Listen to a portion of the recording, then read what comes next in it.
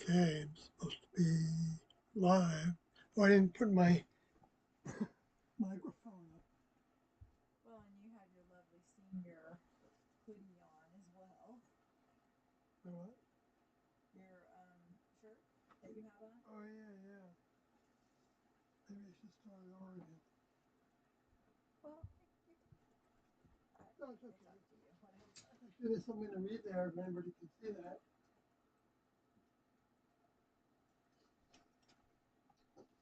So if you can hear me, Sawyer's just. Oh, here's my ugly head. I was so busy trying to get ready.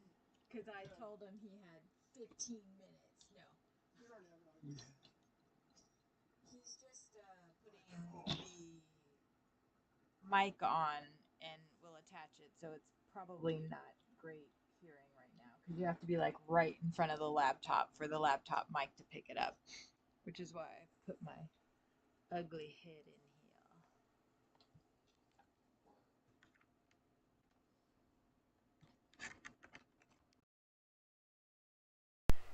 Turn it a little. That's that. I'll have to look at it to see if it's working properly. Since I didn't start everything in there, I mean, we got a different shirt. I shouldn't have rushed him.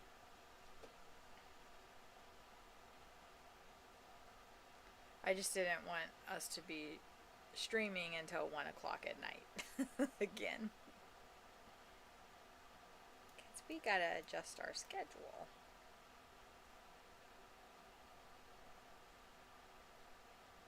Oh, and just so everybody knows, it is my 51st birthday today. For whatever that's worth.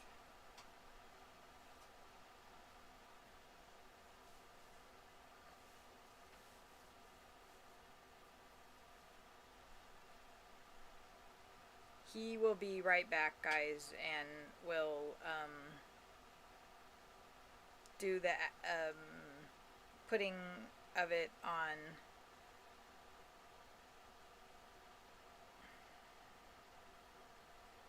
Facebook and X. Sorry, I wasn't planning on talking tonight.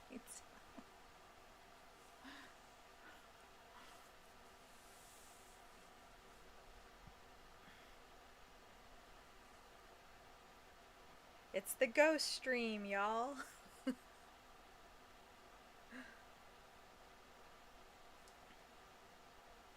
Thank you, everybody, for the birthday wishes. Yeah, I told Sawyer earlier. He was like, well, I don't, because I've been dealing with vertigo. That's whatever. And he was like, well, I don't have to stream tonight. And I was like, yes, you do, because everybody has to wish me a happy birthday. Hey, good. All right.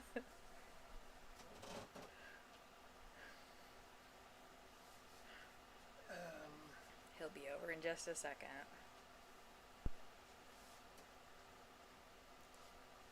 So I don't know if anybody saw that hoodie that Sawyer was wearing at the very beginning. It's one of his daughter's hoodies from high school, I'm assuming, because it says senior across it. Some boyfriend left it behind. Oh, okay, some boyfriend left it behind. But it says senior across it, and it is hysterical because he does deliveries in that. Was it? Yeah. Because you're a senior citizen. Right. I don't know. It's just funny. He gets weird looks. But maybe that's just because. Yeah, weird looks.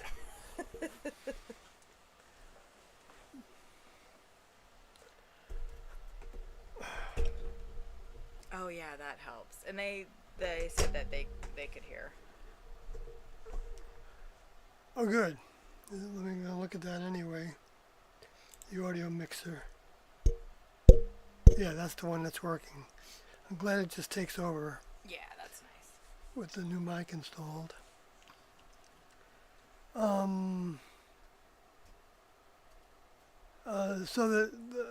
So I labeled this.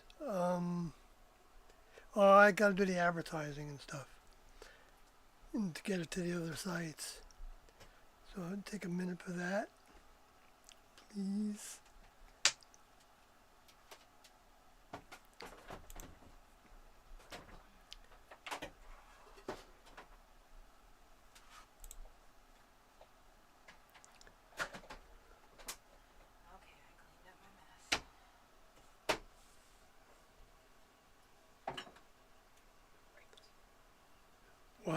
Russell Brand is facing prison. Don't get distracted. I'll have to watch that. The most clickbaity title I've ever heard. Does he go that far? I've heard some. Yes. It says, I'm facing prison. Here's the truth about what's going on in the UK. He's probably going to... Babe, don't get distracted with that. I just wanted to save it. Live stream. I just wanted to save it. I want to see what's going on there. Probably going to talk about... Who knows? I know. We listened to a live stream. That's probably what we're going to be talking about. The way that Britain is coming down on those people at that school, because they were questioning some of what one of the teachers were saying to their kids and stuff,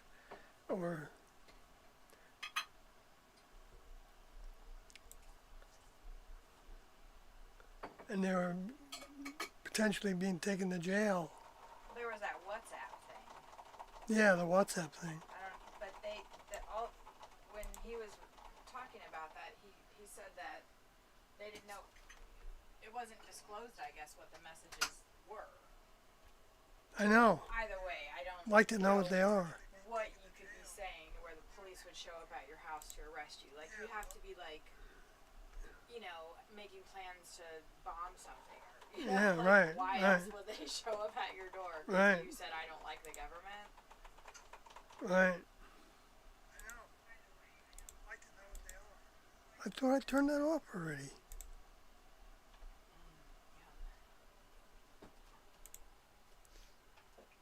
Okay. So let me just share this. If you get cold, let me know. It seemed to be a little hot, so I turned off that one. I'm good.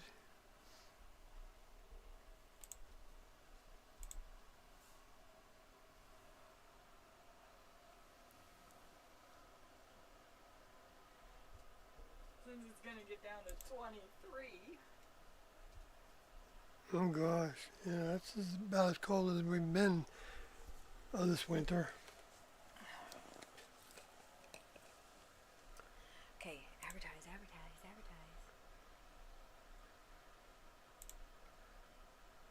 Okay, so pop out the chat. Wow, there's a lot going on in the chat.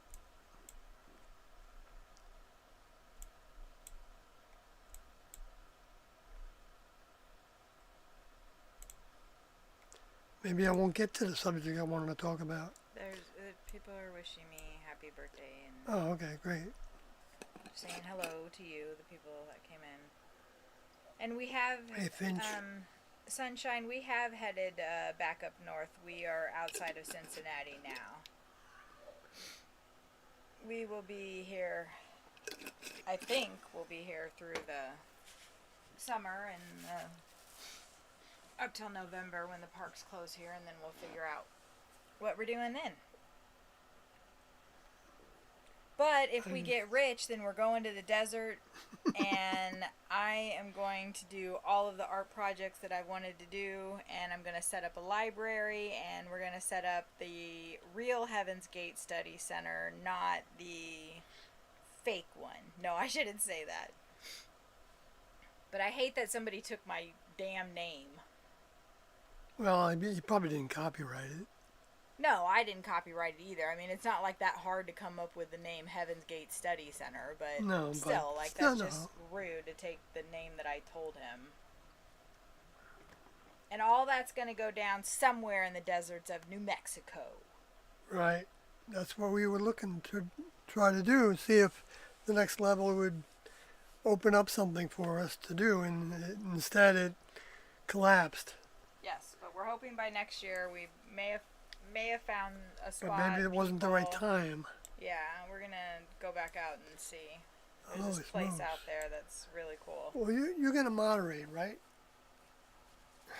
Start from the beginning and just say hi to people. It's not too bad. You don't have to give 10-minute answers to anything. No, people are just saying stuff. They're not. Okay, asking well, yeah, questions. hi Finch and Inko. Yes, it's been a good Monday. John S., greetings Sawyer and Kathy, amazing stream the other night. ton of passion and could feel the next level using you both to spread Tiendo's message. Thank you, John. That's nice to have you say. Yeah, that's really nice. I hope, yeah, it's Okay, go. Just go. it's a strong Yeah, bunch of lessons that we got. I've also been getting from that,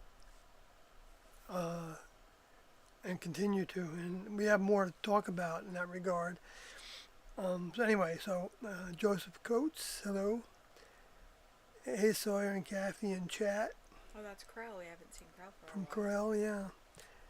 And Finch, it was hard to hear the lower forces that recently have been disingenuous in their intentions.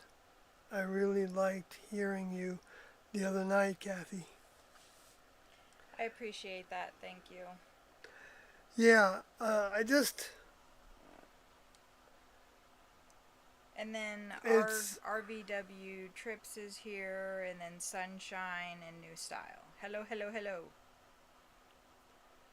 Okay, I just wanted to say. yeah, I don't know if it's just me or,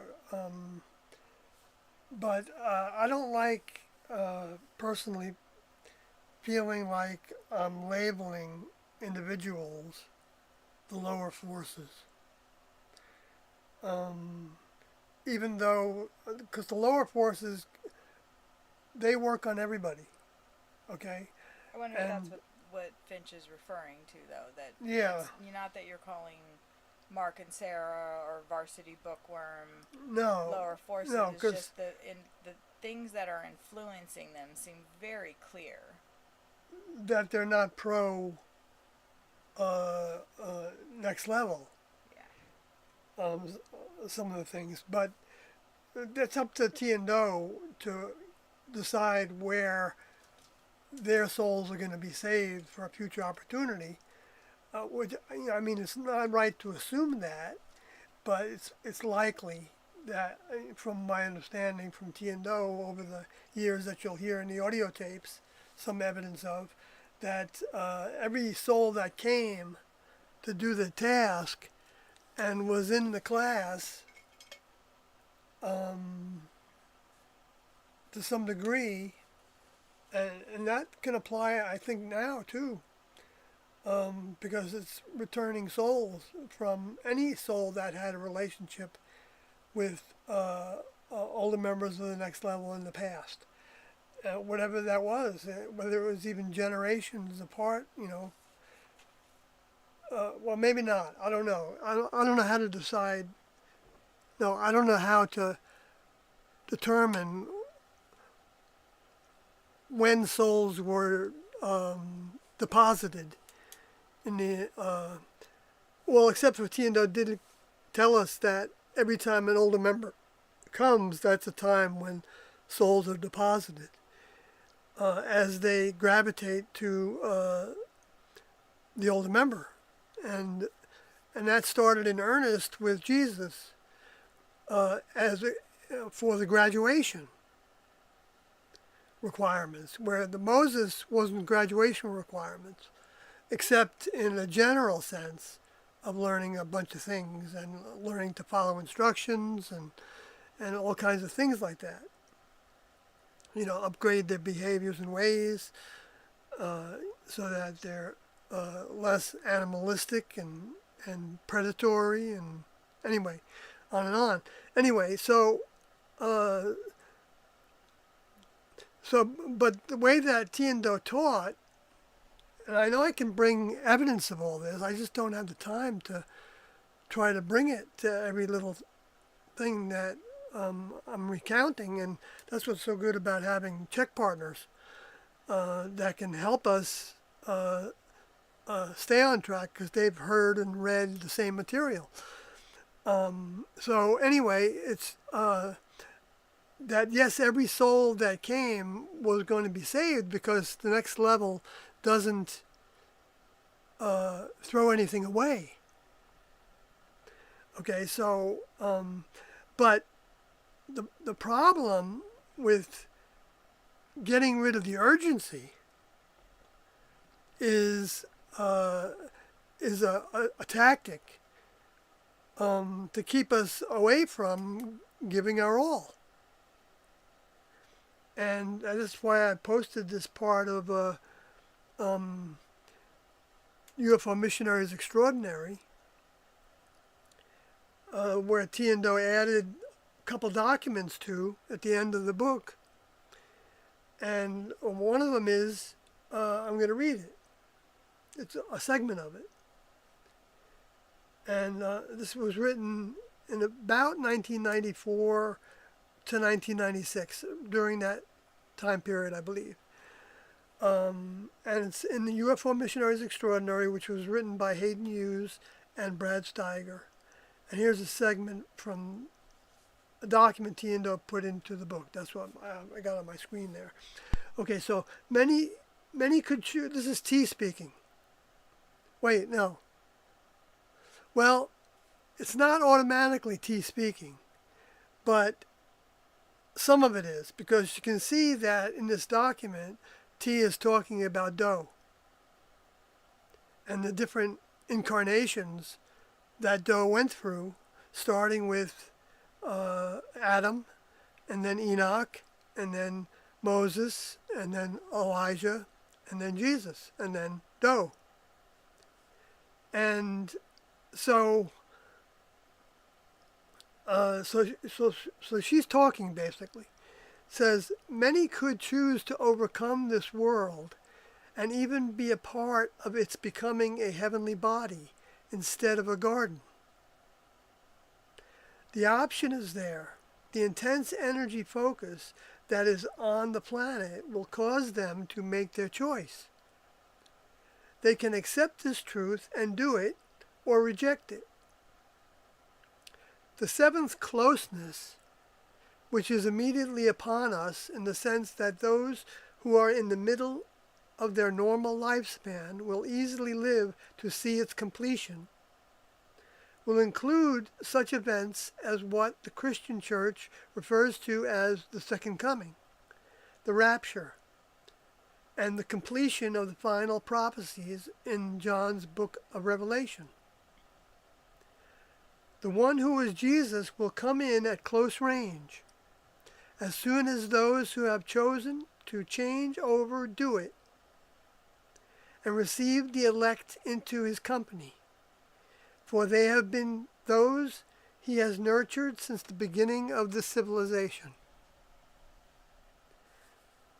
Those who literally and physically rise up to join him away from the surface of the earth will be part of the rapture, and they at that time will become full-fledged members of that kingdom.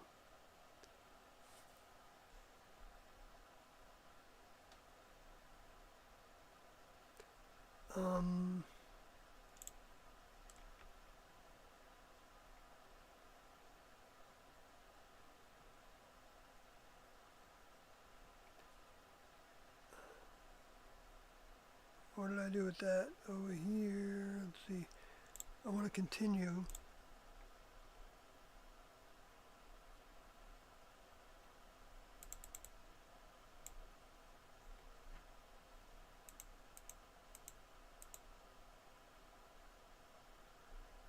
Okay, then it continues.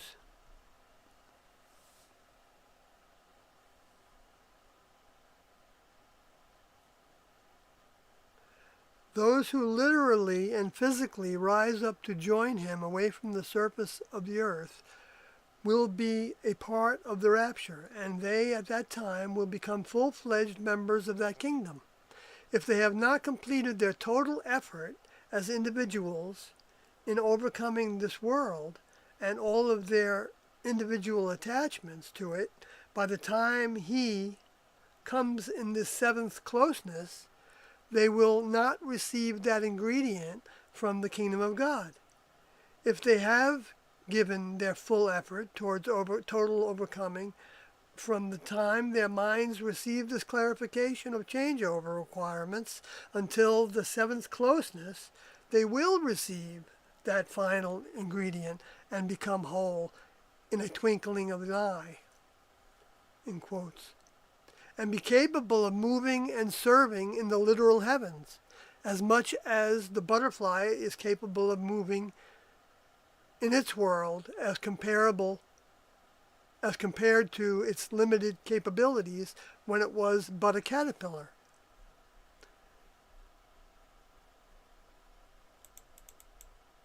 So that's the only part that I've got in here, but and that those that don't, she talks about later how those that don't, well, she talks about leaving with your physical body, changing it over. That's why they were talking about metamorphosis, which is what they felt happened that Jesus did. Thank you. As evidenced by the records that talk about the Transfiguration, where he was given, I don't know if that was the final ingredient, because when he came out of the tomb, according to the records, he told Mary Magdalene, maybe, I'm not sure which, there might have been a couple Marys there at the tomb. I think it was first the Magdalene, and said not to touch him. And because he hadn't ascended to his Father yet. And to me that meant that there was something about him that needed to be changed in order maybe to not disturb his metamorphosis or disturb or complete the healing of it or something, or I don't know what. Like the soft spot on a baby's head, you don't want to touch it. Right, a soft spot on a baby's head. Right, maybe it's like that, right? That's right, it might have been like that. That's an interesting idea. But, so, wow, that might have been like the soul body that was put in that vehicle. If it was, well, I don't know if the soul body was put into that vehicle, because the souls are deposited for a new membership. And I think Tiendo indicated that there was no, it was only their souls, the portion of their souls that they brought with them, the content of those souls that was with their vehicles. Where students were deposited souls that the souls that they originally had before they came to this incarnation were designed for returnee. And there's types of souls that are designed for a first-time soul, which Joe talked about how that could happen even in those final exit, even by the next level seeing somebody that's curious, they can give them a deposit right on the spot. And he was referring to what was happening after he left in the context. So if there's anything that happens to where you hear somebody talking about, well, it's misleading to say that to treat so casually, and I do it too. I do the same thing. In my own ways, it's very casual for me, because my vehicle's been doing this for years and years and years, and so I'm in a groove. It's easy for me to do. It doesn't take that much effort. I'm not saying it doesn't take effort, but it's hard to have the urgency for something that you really can't see with your vehicle, and feel the different feelings that our vehicle gives us. Like but then when we're stricken with this kinds of disease, and we lose our home, we lose our job, however that happens, and our loved ones, they, for whatever people want to think about it, those are tests for the soul development. I have a quick question of everybody in the chat that's listened to the interview that Mark gave over at Varsity Bookworm. Because Casey and I were discussing it over on on Facebook via Facebook Messenger, and he mentioned that he got physically ill after listening to the interview, and I thought that was interesting because I've been dealing with some sickness as well, but it's been ongoing and before. But I had actually gotten better, like I felt normal, and then all of that stuff went down, and it like threw me right back into the state that I was in before. I've been experiencing extreme vertigo. I haven't been able to drive. I haven't been able to walk, but that, whatever, anyway. And so I'm just curious if anybody else. You walk a lot. I mean, I'm able to like walk around, but I Right. couldn't go into the grocery store and Right, walk. right. Like I couldn't, like, you know. Yeah. I'm just curious if listening to, because when he said that it made him physically ill, I just thought, I don't know, that was just interesting. I didn't know if it had something to do with what's going on with me too. So did anybody else get physically ill after listening to that interview? Or is it just me and Casey? Maybe I should look at the chat. It's probably silly. I just...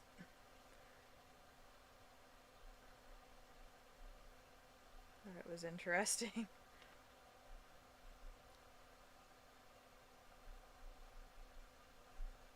You saw that Finch said happy birthday, Kathy? Yes, I did. And Yinko says happy birthday. Yeah. And John S. sends a whole bunch of little birthday emojis. And says happy birthday, Kathy. And Krell says happy spirit journey formation anniversary. Thank you. All right. Yeah, it's been... There you go.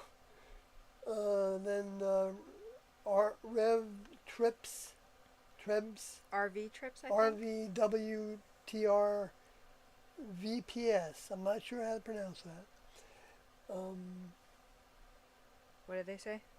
Says we're all 9 months older than we think. Yep. Oh, right.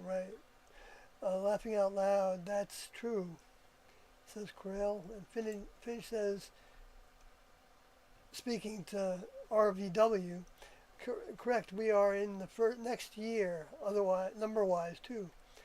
Sunshine says, happy birthday, Kathy. When are you headed back up north? Been a long time since we've seen you. So I responded that we're back outside Cincinnati. Yep, I remember when you talked about that while I was. Mm-hmm. Finch says, I have been using the teachings of Tiendo a lot in the past couple months. And yes, many people say they are not interested, meaning they are not ready to overcome. I know. It's, to hit the deck running takes a lot of effort. And, the first thing that has to be there is the intention of wanting to go in that direction. And, there's tons of information to study, and that's how we can be of service as we're seeking to overcome our human characteristics. And because that's part of it also, it's like, it's all a challenge, it's all a lesson opportunity. So yeah, I mean, anyway, I don't need to go any further with that. But new style, what did Homer Simpson say when he went up in the spaceship? Duh. No, it's Doe. Doe. Doe? You don't watch... He did? Sawyer doesn't watch The Simpsons. No. That's just Homer's kind of catchphrase. He goes, Doe! Oh, okay. You think he got it from that? That from is Doe? funny. I wouldn't be surprised. That's funny. Finch says, I am loquacious today, too. It feels like the springtime energies, frequencies seem to be going up. Hyped for you guys. Well, that's good. You know, it's like, uh, um, yeah, there's waves. And the next level is actually giving us our overcoming. They're giving us the opportunities to overcome. They're, if they didn't do it, we wouldn't grow. We would be like the animals. Nothing wrong with the animals, but they just don't have the capacity to become a member of the next level.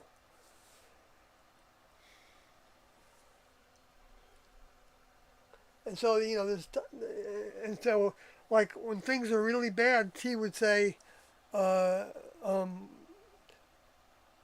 this soon shall pass. Was one of the things she would say to herself because she went through um, the same difficulties that well, I don't mean the same. I don't begin to know what T's difficulties were. Really, because she didn't show them that I knew about. How old was she when she left?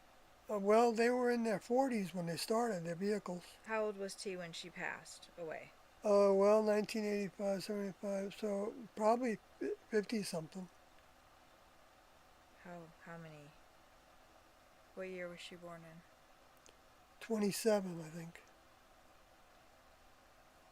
Her vehicle. And she died in 85? Yeah. So. Oh, yeah, 27 to 87 would be 60, so less than 60. So in her 50s. 57, I guess. Is that right?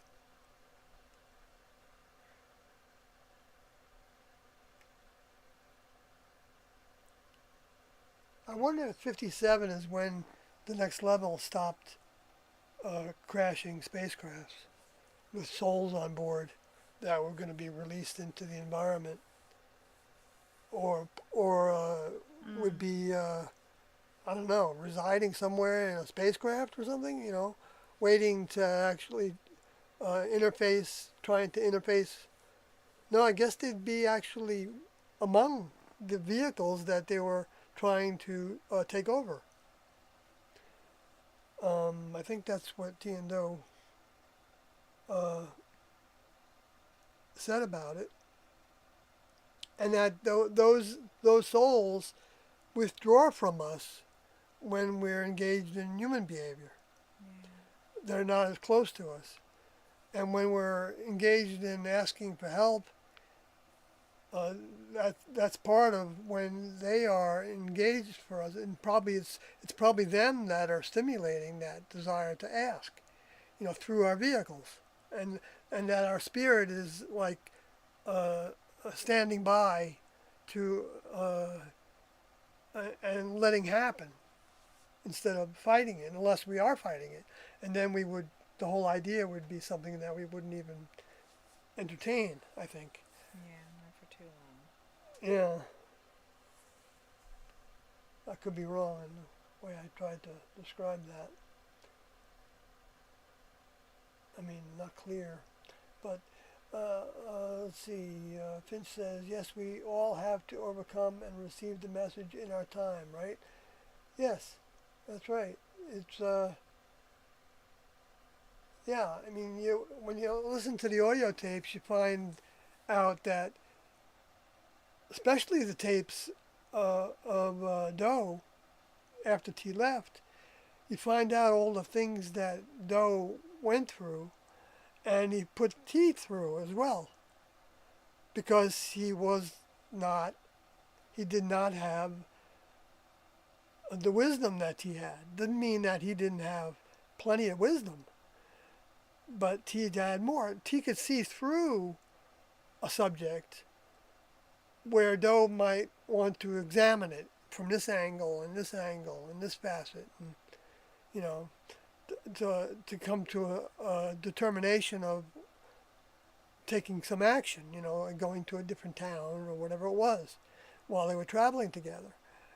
And it got to a point to where T sat down on the curb of the street wherever they were. Might have been in the Southwest, I believe, and put her head in her hands. And the way I understand it, I might have added that. I don't know. That's the way I remember it from, I think, Doe telling us about it. And said, "I'm not taking another step." Um, and Doe at that point, I think, uh, well, I don't know how long it took after that, but he realized that because the reason she said that, according to Doe, was that um, he would want to try these different directions, like I was saying. Uh, that could be, a lot of things, because they were seeking out leaders in spiritual communities and the Christian church, and Billy Graham in particular, and uh, uh, um, that preacher from Utah. What was his name?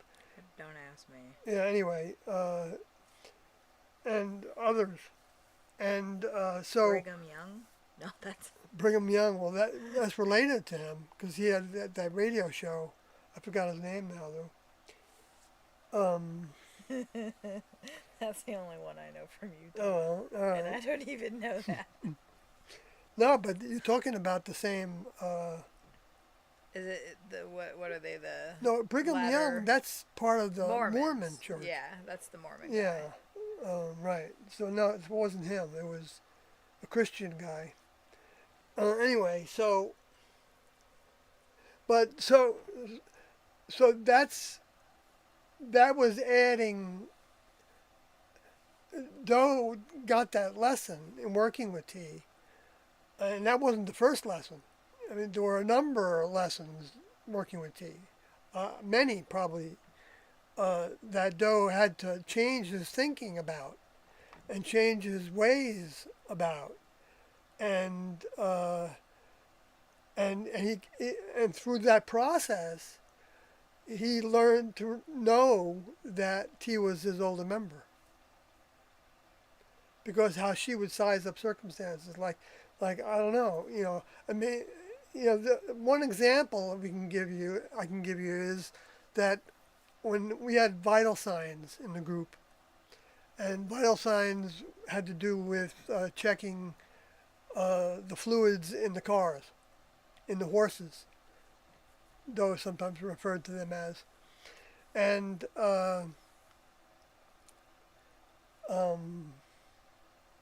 which is why I like Revelation 19, where it talks about the horses as spacecrafts. Anyway, but and so Alex Odie was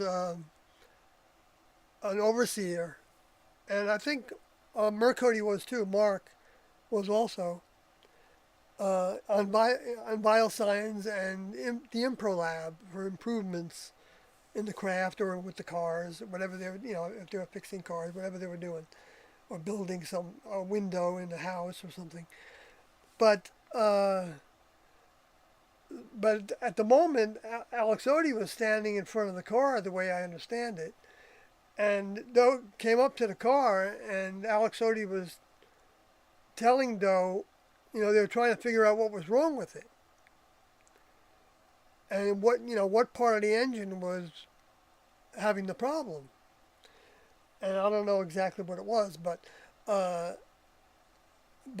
Odie was using the reasoning that he had from fixing cars in the past. In his youth, he did a lot of fixing of cars and things. So, but Doe was pulling on his older member's mind silently and without his older member being present at that moment, even though she was incarnate in the vehicle called T. And he went right to the place where the problem was. And Alex Doty started to talk about why it couldn't be that way. And Alex Doty got a lesson for that. And he wasn't the first one to get a lesson even with automotive. Stewart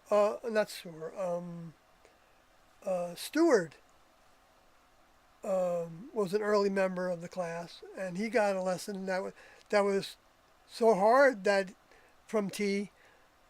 What lesson was that he didn't follow instructions. He was sent to town with a certain amount of money to buy a certain auto part to fix according to his determination, because he was mechanically inclined, what needed to be changed in a certain car we had. And he got distracted while he was in town, and I think he got a different part or something, and came back, and then he told him he didn't follow instructions, and he took that as an ego offense. He told me, and so he left the class, and there's a history with him. He's no longer in a vehicle anymore. But that's a long story. But the art of that crowl is a Sumerian cylinder seal. I will type it into the chat.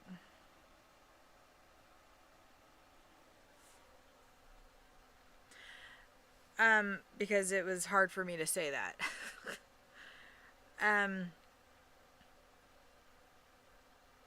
The Sumerians are, I don't know if you're familiar with it, one of the ancient cities, potentially the oldest city, although the research that I was doing, I think Damascus is actually the oldest city.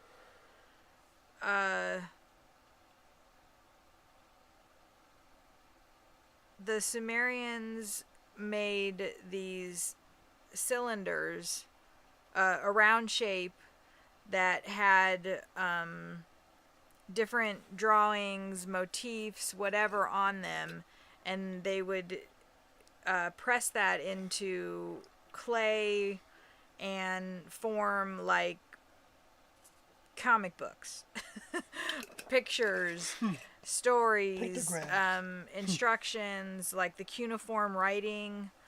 And so that particular cylinder seal shows the creation of man. It shows a humanoid figure standing upright amongst other animal figures, and they all are, some of them are kind of morphed together, and so that's what that is depicting. And the book that I was reading that brought that up was talking about how the Sumerians knew that man had evolved animalistic, like from an animal, basically. That man had been raised up from an animal state by something other.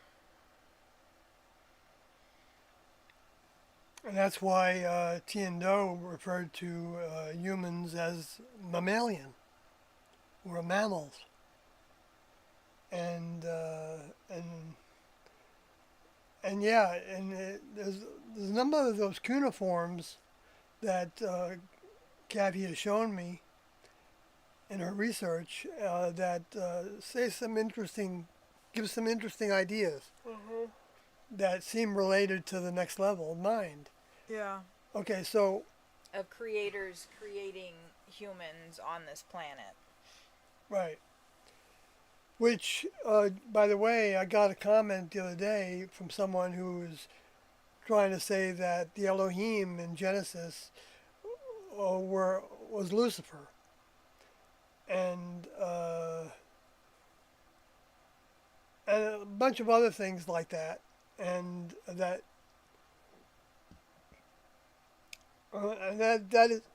that is one of the distorted mindsets that exists around that the record book. And I say it's distorted because if it's like I compared it in my response, and maybe I'm being a little uppity about this, but in my response, I was saying, well, that sounds like, you know, well, it's not really related directly, but like I was comparing it to all the evidence that there is that there was actually a moon landing, or more than one, that it wasn't fabricated. Maybe some of them were fabricated, but I think some of them happened. And but and that the Earth was flat, you know, or that you can't go past the Van Allen belt with a human body, or that um, or that humans are making the hurricanes and directing the hurricanes, and stimulating other things, I guess, as well, earthquakes and volcanoes, and you know, when all those things are signs that were put in to the records to show when the next level was talking through those signs, when they were, managing the planet and the life forms on it, as an experiment to grow new souls into membership in their kingdom. It's a big deal, this planet, to the next level. They're going to only let humans mess it up to whatever degree they know that they can repair it.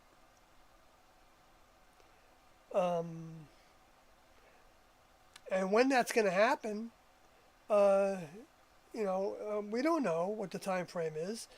Like T was saying there, which Doe talked a little bit about in the Beyond Human tapes. I think it was session 11, where he talked about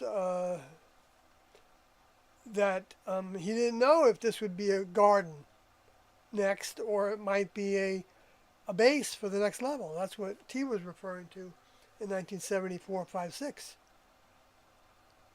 I think it was probably, well,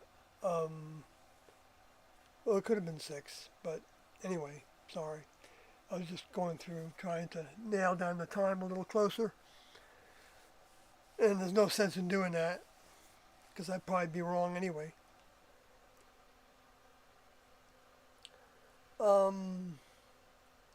I did think it was interesting. Well, no, this is another topic, a different topic, so I don't. Well, I wanted to get back to what you brought up before, and I think Joseph Coates, his comment is going to lead in that direction. Says, no, I didn't actually. I got the feeling that, wait, what was the first thing you said?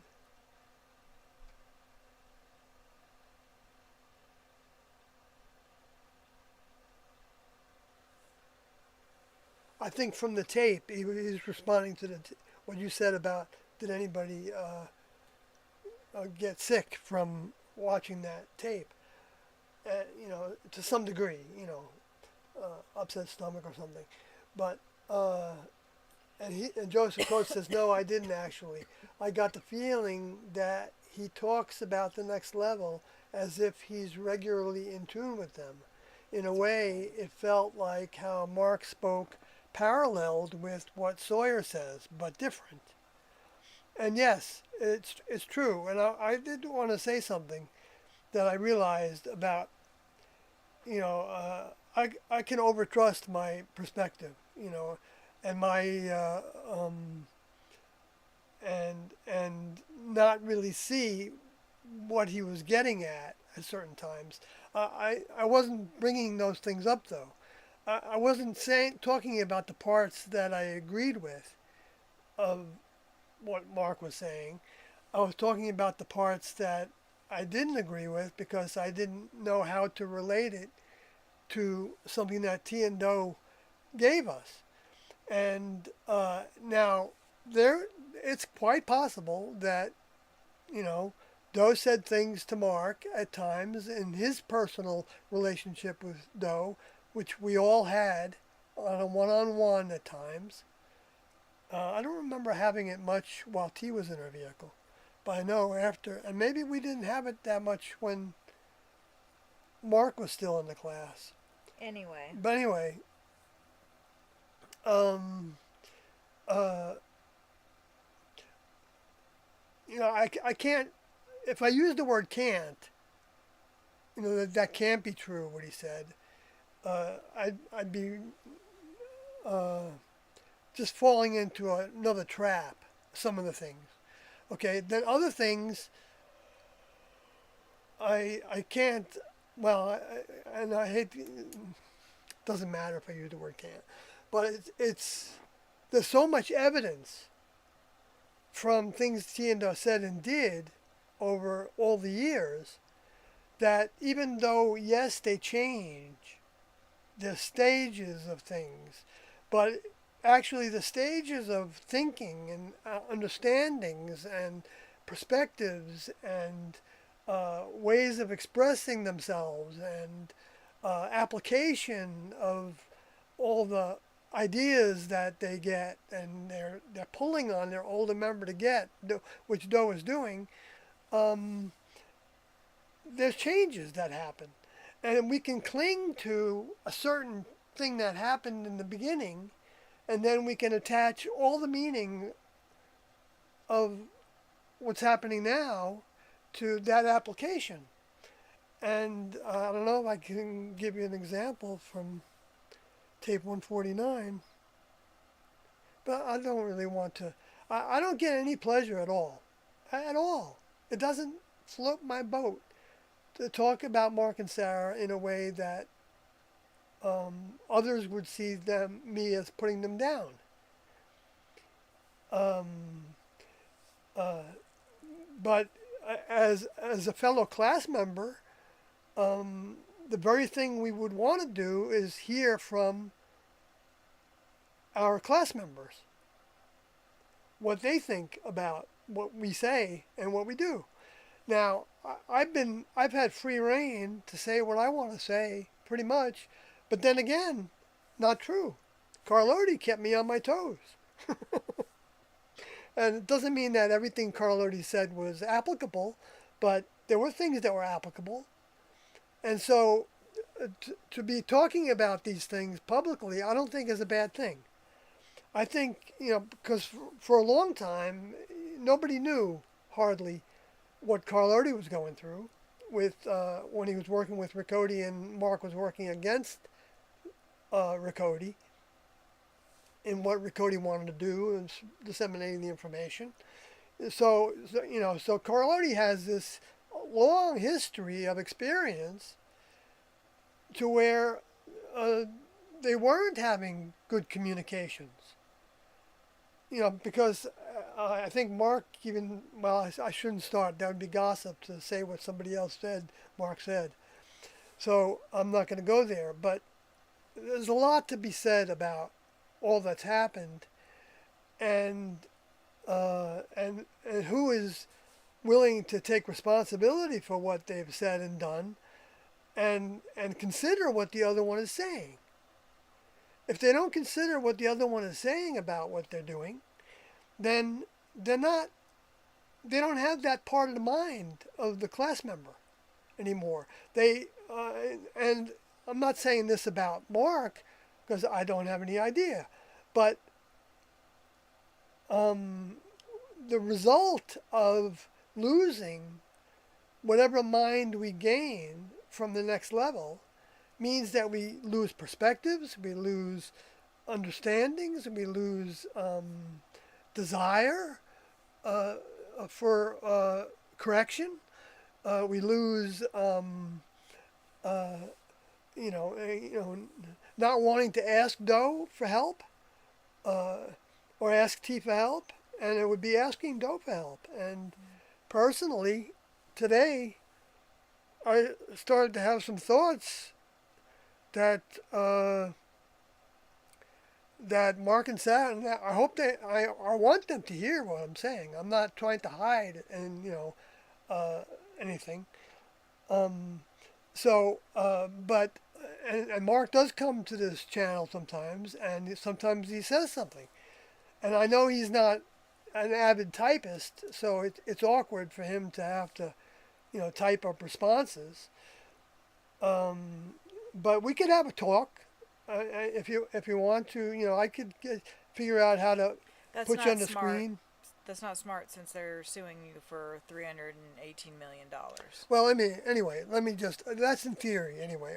Whether that would ever happen or not, I would be open to that. I wouldn't be not open to that.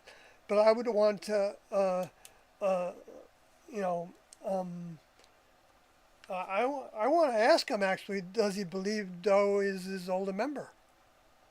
Well, we asked him those kind of things when we met, and he said yes.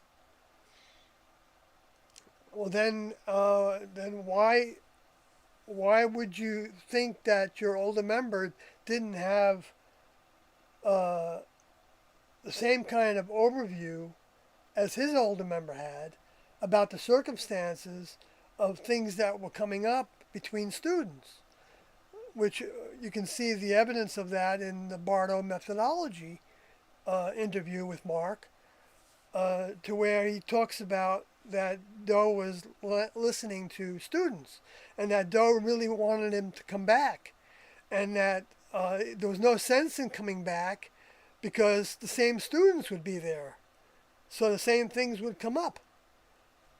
So that was completely. That's not looking to your older member at all. Well, and that's not recognizing why he was asked to leave the group. Right. That's not learning a lesson at all. But we're not the judge of that. Well, And we're the judge of it to the degree that that's accurate history, but of course nobody else knows that history except for those that have listened to those tapes. But it's very coincidental that those tapes are all mostly in the batch that I got from Wanoti. And that's when all hell broke loose for Mark and Sarah, because we started to play some of those tapes. And yet in those tapes you can find. But we were never going to play the tapes where No. Mark talks, not where Doe talks about them after they left the group, because it's not nice what he says. Right. It's not nice what he says about them at all. But But Mark and Sarah brought up in the meeting with us that was many years ago. They Right. were kicked out of the group in 1985. So 1997, clearly they had a different relationship with the group. If Doe felt the same way about them that he did as he was talking about on the tape that we listened to, I don't know that he would have given them the task that he did. He said he was disgusted with them. So to me, that doesn't sound like at that point in time he would have left all of the information for them to take the responsibility to disseminate it. He didn't tell them to take the information and hoard it and preserve it, protect it. He said disseminate it amongst those who want to disseminate our material. Right. He didn't say keep it. No. I'm not saying that. I think it's great that they kept it. Of course they should have. Well, because they're one of the people that were going to disseminate it if they believed in it. Right. So, but they were supposed to give it to anybody that wanted to disseminate it. And it does appear that they do that. They give it to all kinds of people who want to disseminate something about the group. It doesn't matter if it's true or not. They seem to love to do that because they've given all kinds of people all kinds of things. But I think there's not necessarily wrong with what they did. But with us, to they the media and things, won't that's allow us between to them do and T anything. and Doe. They'll allow people to make podcasts talking all kinds of bad stuff about the group, Yes. They'll give them tapes so they can play that stuff, but they won't let Sawyer play tapes just unfiltered with no spin on it, just what Doe said. But that's not okay. But it's okay what 2020 did with the tape and made Doe sound like he was about to commit suicide and jump off a bridge because he was gay. That's okay. Right. The part of that I agree with Kathy on is that not allowing other believers to have access to that same material is where to me, the error in judgment is. And from next level judgment, from the best I can determine from what we've been taught and given and shown. But and that's what they're doing right now. They're working with Ben Zeller and Rob Balch.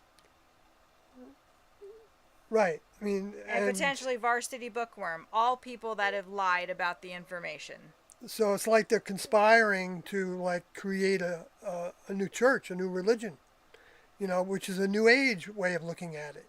That this was all good until Doe took over, because he took you. He was responsible for them leaving the way they did. Even though in the Bartle methodology, Mark said another thing that was really weird to me. When he said that he thought that if T had still been in her vehicle, they would have left before they left. And I don't know if he meant leaving by being picked up by a spacecraft. And maybe that would have been true. I don't know. That's kind of not. There's no value to thinking about that because we don't have any evidence or need to have on that subject.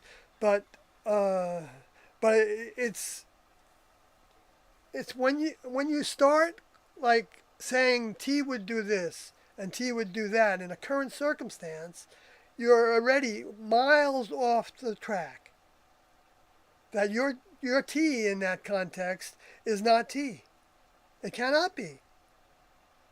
Because that wasn't part of the design at all to have that kind of a direct communication to where that what you're saying was exactly what T gave you in her mind. Because the lower forces can do that, and they do that. That's why T wouldn't do it, because she wouldn't want to. That's why they come and they take vehicles where they can speak to us one-on-one, because just having thoughts in your head can take you all kinds of places that are the opposite of the next level. They can make you into a channeler. They, whether your voice changes or not, while you're channeling, or your demeanor or whatever. But they give people ideas all the time. The lower forces do. And the discarnate world is doing the same thing. And the lower forces are even using, when I say lower forces, I'm talking about all those of the mindset of the space alien souls who no longer believe there's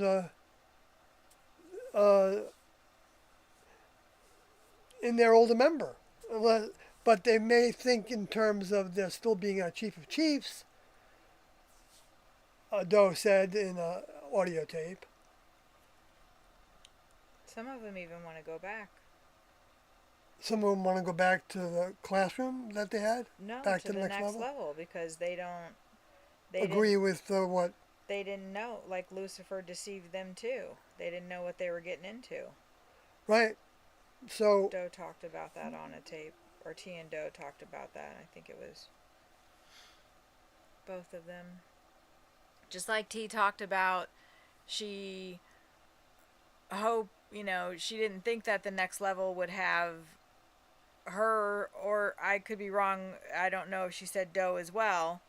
We actually pulled this part out of the tapes because we pulled out as we come across where they're talking about the tapes and the future use of the tapes.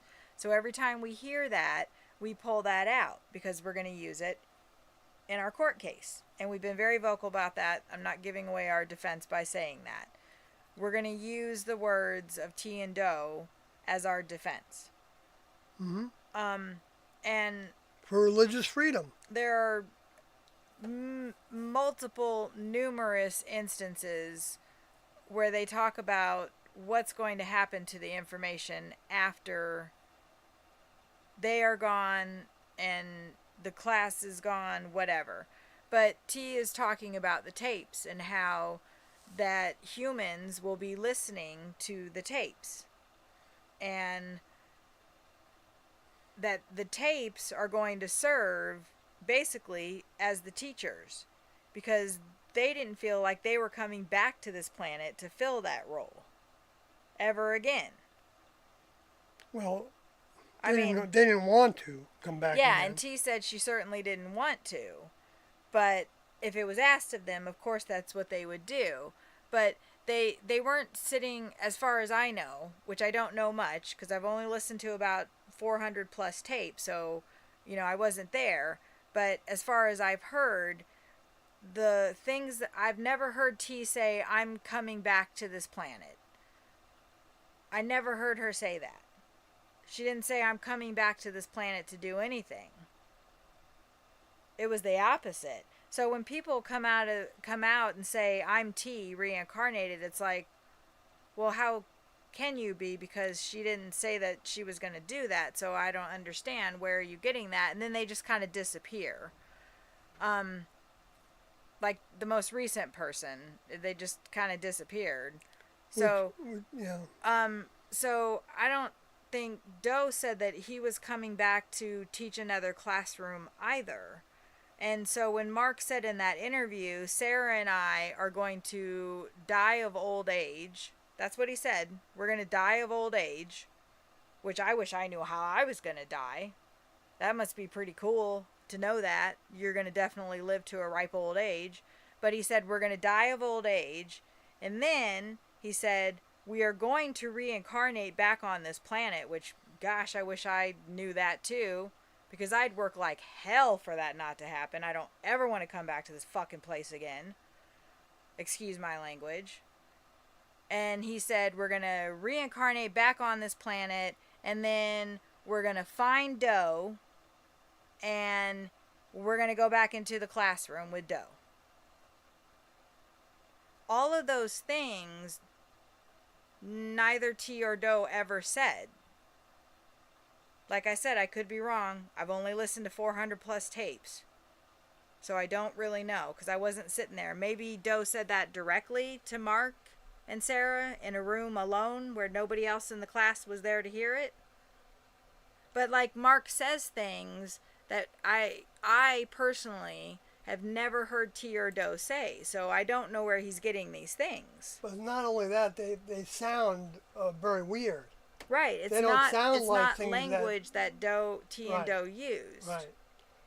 So it becomes suspect. And we listened to a tape. Not that I do that great with using their language on the way all the to time. the Savannah meeting. But I'm not going to diminish what they were teaching. Where Doe was talking about. On purpose. It was in 1992, or no, it was 1994 before he sent everybody out again to hold meetings, and he was telling them, if you hear a class member say something that neither myself or T would say, correct them. You need to use the language that we're using. Right.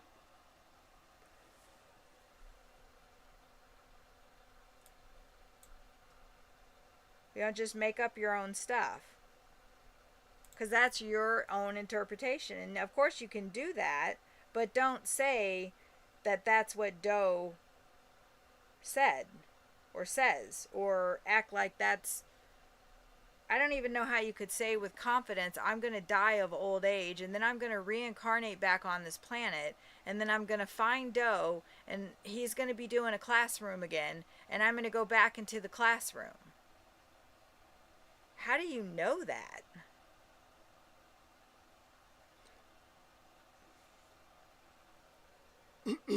Didn't T and Doe talk about getting off track all the time?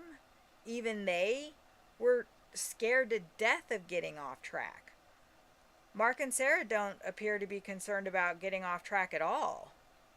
They never Yeah, even talk about it. They never say, I could be wrong. Mark didn't say, I could be wrong, but I think I'm going to die of old age. He said, I am going to die of old age. I am. well, some people get in the habit of, saying things as facts when they don't know.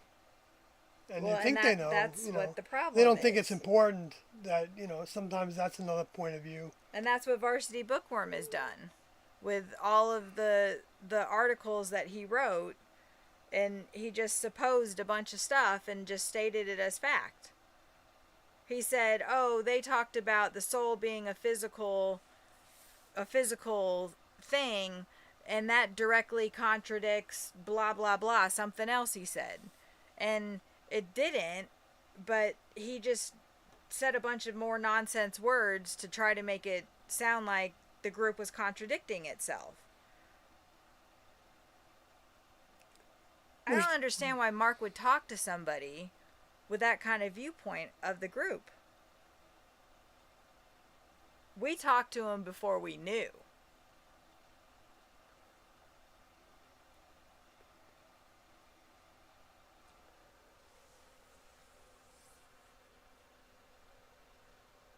But, I mean, there are things, of course, that are parallels. But they're getting far and few between, it seems like, from best I can tell. And so there were more things I could pick on in that interview, but I don't really want to pick at everything. And like I said before, I could be wrong about some of what I pick on. I asked, though, in my mind, whether I should talk more about. And it seemed I felt like he was leaving it up to me, to decide whether or not. I don't know. Because but as long as I feel like doing it, and I can stomach it, the only reason I really want to do it is so that we can see the signs of how we can get off track. And I know it's like, I know I'm considered to be crazy for saying this, for thinking this, but a number of the classmates, former members, I know for a fact, began to believe that Doe got off track after T left. That things were going really well while T was in her vehicle. And so I suspect that whether it's conscious or not, Mark and Sarah might be in that boat. Now, they admitted that to me. Pam Odie and Arth Odie and And Odie and... Well, they've said it on camera, too. And yeah, they've said it on camera, too, in different ways. And, right, and on podcasts and things. But I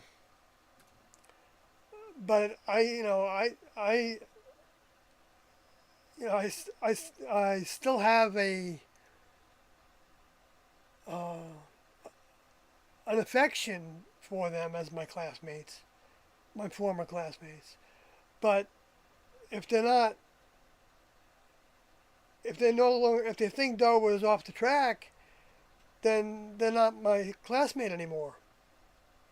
They're somebody else, from what I knew. And doesn't mean I'm going to treat them badly or anything. I would be as friendly as I would be with anybody. Anybody that's suing you for $318 million? Well, yeah, I mean, because I don't think you do that to your friends. No, that's where, that part of it, where Mark was, talking about he's a joy, talking about Sawyer as a joy. It's a joy to sue you. I don't get anything out of that. It doesn't matter to me if he thinks I'm a joy or not. Well, he really doesn't. right. And I don't Give think me he a really break. does because he downplays everything. It seems like, like everything that's important, he downplays, or he upplays it, which is the downplay. And I don't mean everything, because of course not, but downplaying that Christianity had a major role in shaping society in the United States, especially, but a lot of other nations as well. Uh, um, it's not an equivalent role with Buddhism and Hinduism and Judaism and Islam uh, uh, it's not. It's a graduation requirement group that started, but don't even doesn't even know. A lot of the people don't even know that Uh, that graduation was the the goal, and that required giving your all to the older members when they come, whenever they come. Baby Yoda asked two good questions, but Joseph Coates asked a question as well. And no, I don't think that's too personal. And um, the Alexander, we had actually discussed him coming into the live stream, but he works a lot, and I don't want to talk for him. Um, Alexander and varsity bookworm, whose name is Matt. Matt came to the first Savannah meeting that we did. What was that? 2 years ago, maybe. Matt came to that, and so did Alexander. That's where we met both of them. And um, Alexander was walking, but Matt had a car. And I think Alexander. This is according to Alexander, right? No, this is just my personal Oh, experience oh, of that. okay. I'm just talking about how we met them, and that Oh, we met them both there. And it was a small area that we were in first at the Gray Face Museum, Lower Factors Walk in Savannah, Georgia, on the River Street there. Um, and where there where the venue was that we actually held the meeting was about a mile away from there. And so I had said, with just talking with Alexander, that I could Sawyer and I could give him a ride over to Greyface so he wouldn't have to walk. We had a lot of stuff in the car though. I think that's no, we still had the RV. Did we have the RV? Anyway, we had the RV then. We did. I think we did. Yeah, we did. Yeah. But So we we had a parked it lot of there. stuff in the car. And so it was going to be hard for us to like get him into the car. And Matt was like there, and I thought, well, maybe Alexander could ride with him. And so I made that suggestion. Oh, right. I remember that. So I made the suggestion for Matt to give Alexander a ride. And I think, or maybe that happened at the end of the evening, and Alexander had to get back to his hotel, and Matt, was anyway. They were in a car together, and they started talking, and they struck up what Alexander thought was a genuine friendship, and maybe it was. I don't know. Um, After the meeting, they, I guess, continued to talk, and that's Alexander's place to say about that. But with the recent events that happened, and I don't think Alexander was aware of all of the things that Matt was posting on his Discord server, and Matt took over the Reddit Heaven's Gate thread and as a moderator, because I guess nobody else wants to do it, and it's, so Alexander thought that Matt was his friend too. And I feel like Alexander should tell the rest of the story if he feels like he wants that, whatever. But so that's why I said Matt owes him an apology as well. Matt's pretty much avoided all of our. I just reached out to him once to tell him, and Alexander reached out to him quite a bit, and Matt just ghosted us all. So I don't think a person that was trying to be your friend would do that.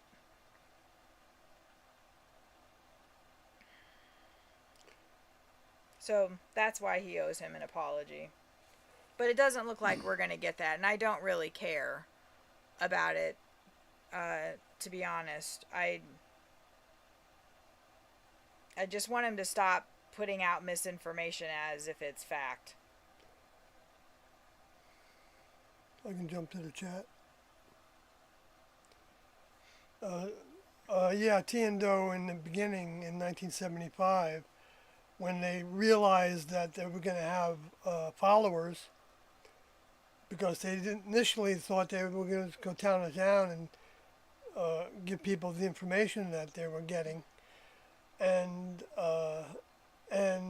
so when some of those students, some of those individuals at those first two meetings said that they wanted to follow with them, they said reluctantly they agreed, and then said that I guess now that we have sheep, you can call us Bo and Peep, and that continued to be what we referred to them as, and that's Do and T in that order, Bo and Peep, and so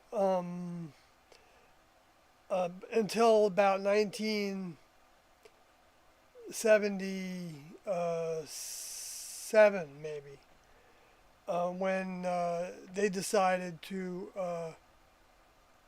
change their names to T and Do, meaning T being Peep and Do being Bo. So.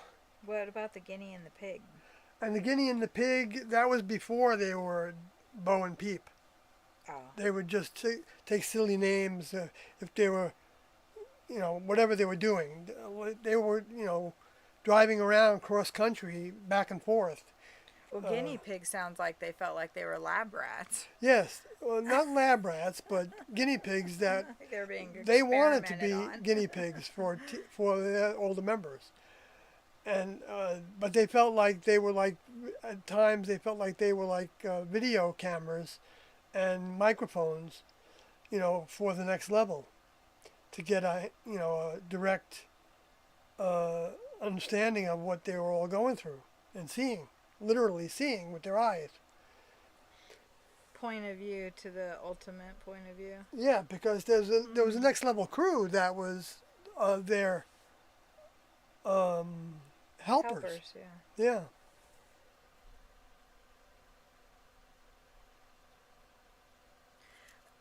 But yeah, did you see Baby Yoda's questions down there? To the very end there.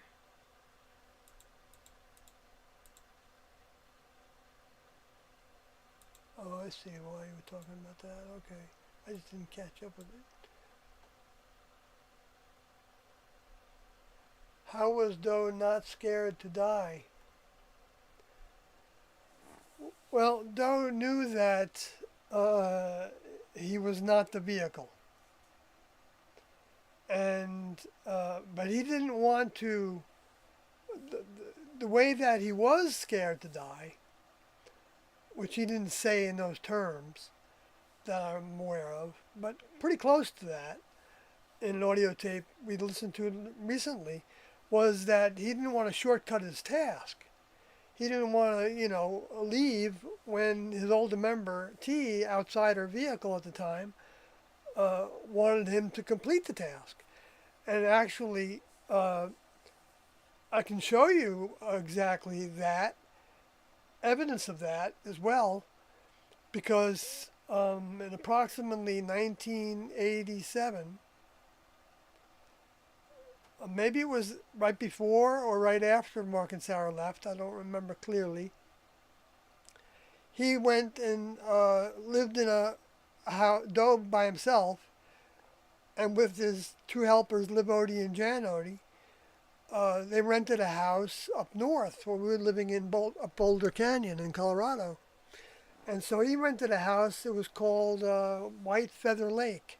Was the area of the development that I think he had a house. He rented a house in. And I went to that house one time to bring him notes from the class, and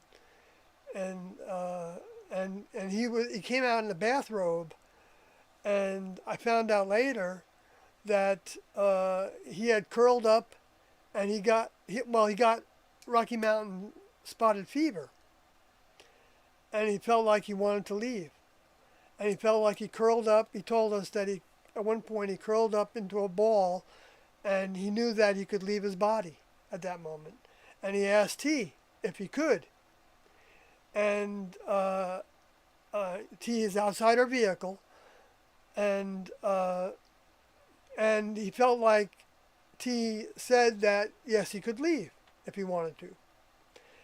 And then he started to think about it, and he started to wonder what would happen to the students if he left at that point. And he decided that he was going to stay in the vehicle. So, it doesn't mean that members that laid down their lives didn't have a certain amount of fear of that, but their faith and it wasn't a blind faith. It was an experiential faith. Informed them that they weren't really dying, like Rick Odie said, because there actually were different entities that were going back to the spacecraft in order to be, for the older members to determine whether they could have some elementary service or even significant service. Working with people now, for instance, to me is fairly significant service. We're just observing and reporting things would be less significant service. Well, you don't know that. It's like running a vacuum cleaner. It was just as important a task as going out and doing a out of craft task. It's just that there's more to it. Folding the laundry. It's hard to do those menial tasks and know that you're working for the next But it's level. not a menial task, I don't think. It seems more highfalutin to go out and have a computer processing job as opposed to staying in the craft and folding everybody's laundry and putting it on the hangers. Yeah, from a human perspective, I agree with you. It looks that way. I'm only saying that because I know in the tape that there were several tapes where people were struggling with, you know, how come I only have to get to the task of vacuuming all the time or cleaning the dishes? Like, why can't I bring you notes? Why can't I be in Sat 3? Working on the important tasks that require talking to T and Do and stuff. And that was an issue for a number of students to have to overcome. But what I was talking about was like if you were in the next level, and like an example of one task would be to bring water to a planet. This is an example T and Do gave us in 75 or 6. And so you would have that might be a more significant task than observing. Okay, what are the humans doing now? They're gathering and they're having a war, and we got to report this to our older members so that they know what's going on down there, and which would it is a task, because are you going to report it accurately? Are you going to report it and put your spin on it? Are you going to report it with like the humans are doing crazy stuff down there, but maybe they're just doing human stuff down there. Right. Which is crazy. Right. Just kidding. Well, but I mean, and so, but the other reason I was talking about elementary service versus more significant service is because Doe uses those terms um, in different materials to express the differences. I think it's even in Junodi's document, Awaiting from Deep Space Surfaces Before Departure, in the Heaven's Gate book, uh, where there's different kinds of vehicles that are good for different kinds of service, and they're grown into. You have to grow to be able to have additional service. That's more and more significant to where it's more and more helpful to the next level in the ways of helping people become members of the next level, for example. But there could be significant service in a laboratory that works on the geology of the planet. Somebody was saying the other day in some comment that the Earth is a certain age. And I began to wonder about that, whether...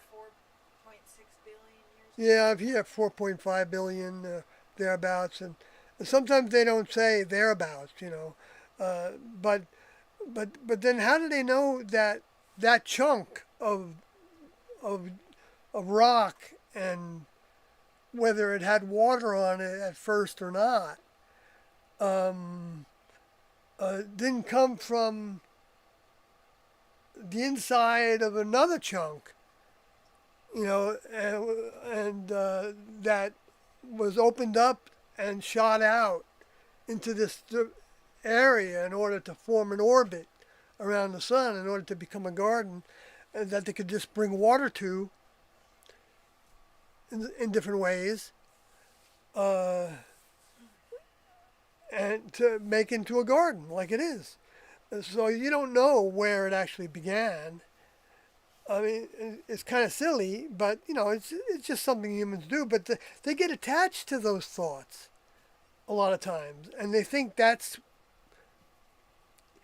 accurate information because somebody said it based on their methods of examining rock formations and radiological things and electromagnetic things and another piece of cake, right? We're going to have 2 pieces of cake for Kathy's birthday. It's my birthday. It's my birthday.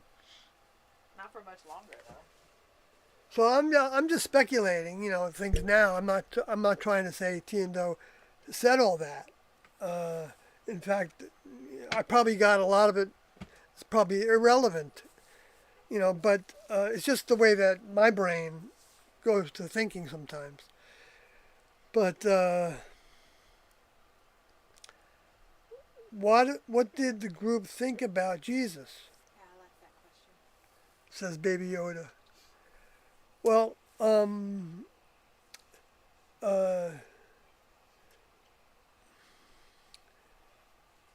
1975, when T and Doe were asked who they were, if they were Jesus or not, they would say that, no, we're from the same family that Jesus came from. Okay? Then, but it's evident that T was writing in 1973 that she knew that Doe, who wasn't called Doe then, he was Herf,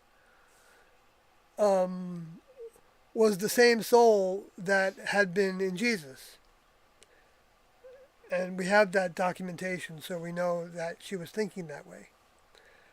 Okay, so who was Jesus? Jesus was a member of the next level, of the kingdom that created the planet and the life forms on it.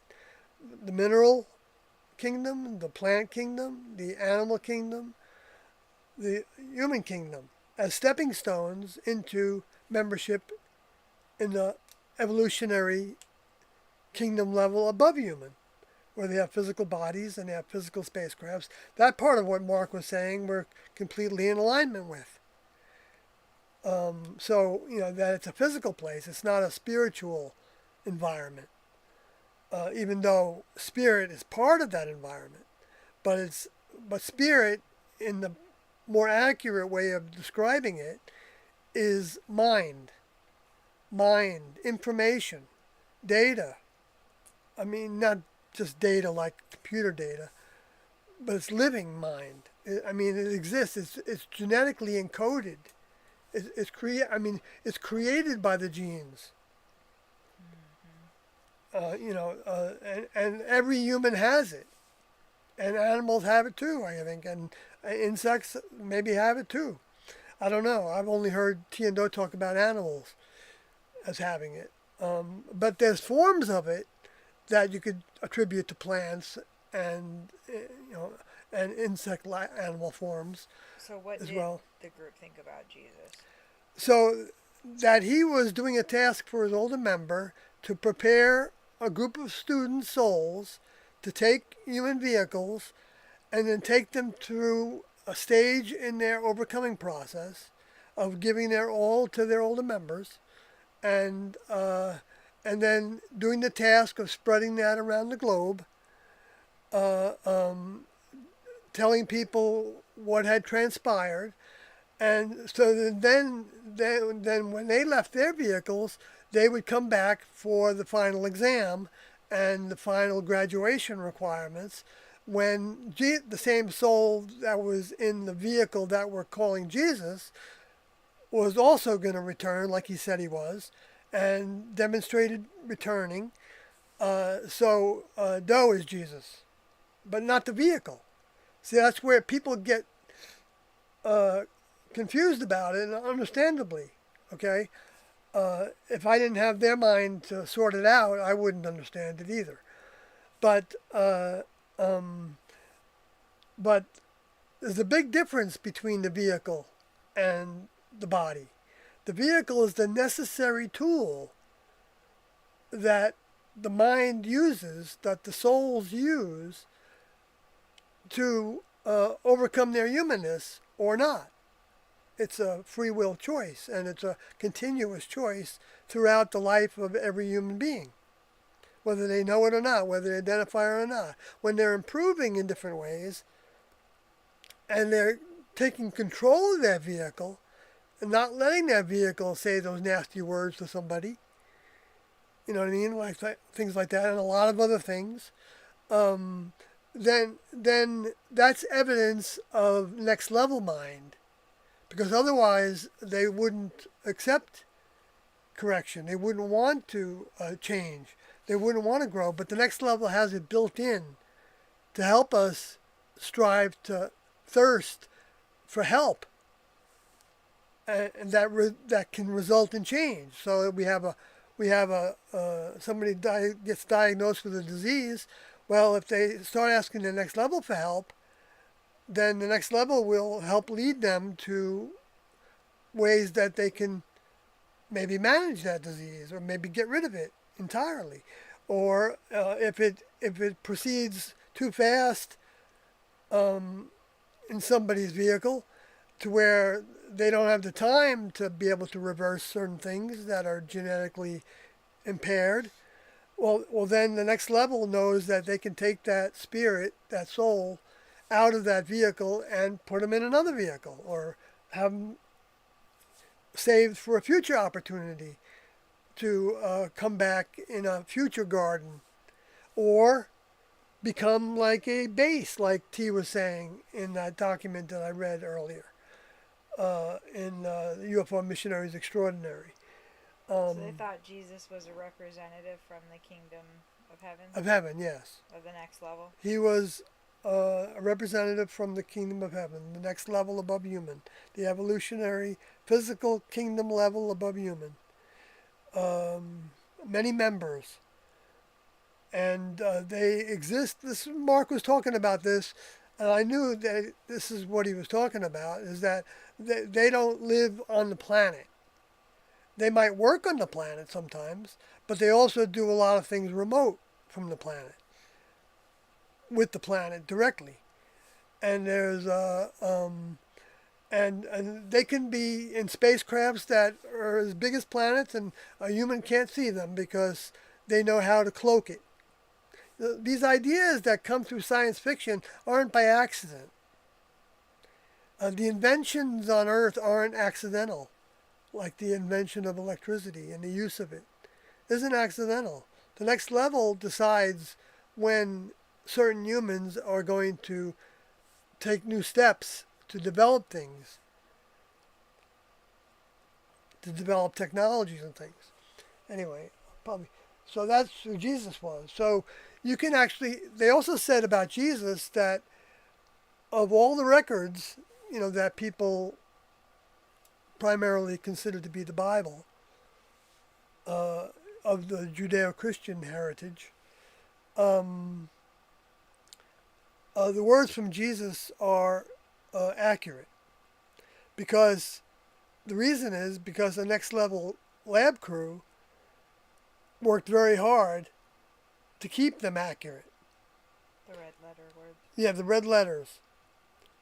And it doesn't mean that every word uh, is, well, because the English translation of words has a lot of problems with it, in the English translation, but it still shows the main points. And you can look at the back of the Heaven's Gate book that Doe and crew wrote, and you can see that it's a whole bunch of scriptures that are most relevant to showing their history in those scriptures, because they were teaching the same things, but they weren't teaching it from scripture.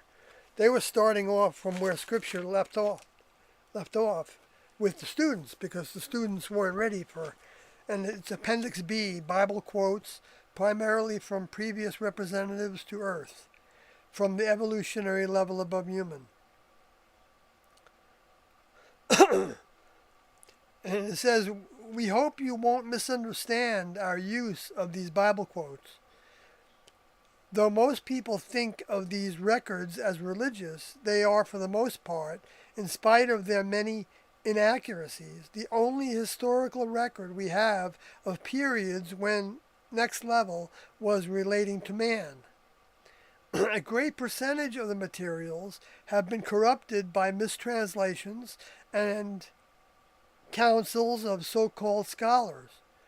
It seems miraculous. Now, isn't that interesting that That's exactly what Matt that's said. exactly what's happening to the Heaven's Gate material? Yeah. It's being compromised by so-called scholars that are used by the media and end up, people looking to them as authorities on the subject. Yep. When they don't even hardly have a clue about things, but they still serve a good purpose. And they could also be growing in their own way. I'm not the judge of those people, any of those people. They may be doing the best they can as far as the next level is concerned, and they may be having a interesting experience in that regard. But also getting out of the things that we get into as humans is necessary to happen.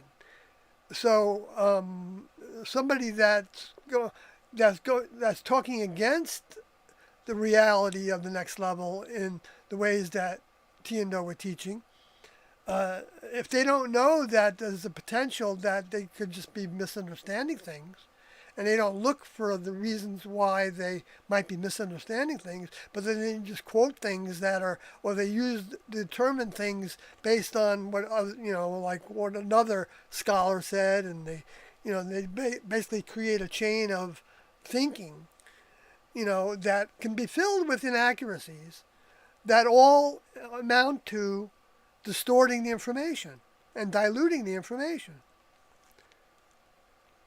Hello, Michael Merchant, and hello, Casey. Hello, Michael and Casey. Michael has a couple questions, too.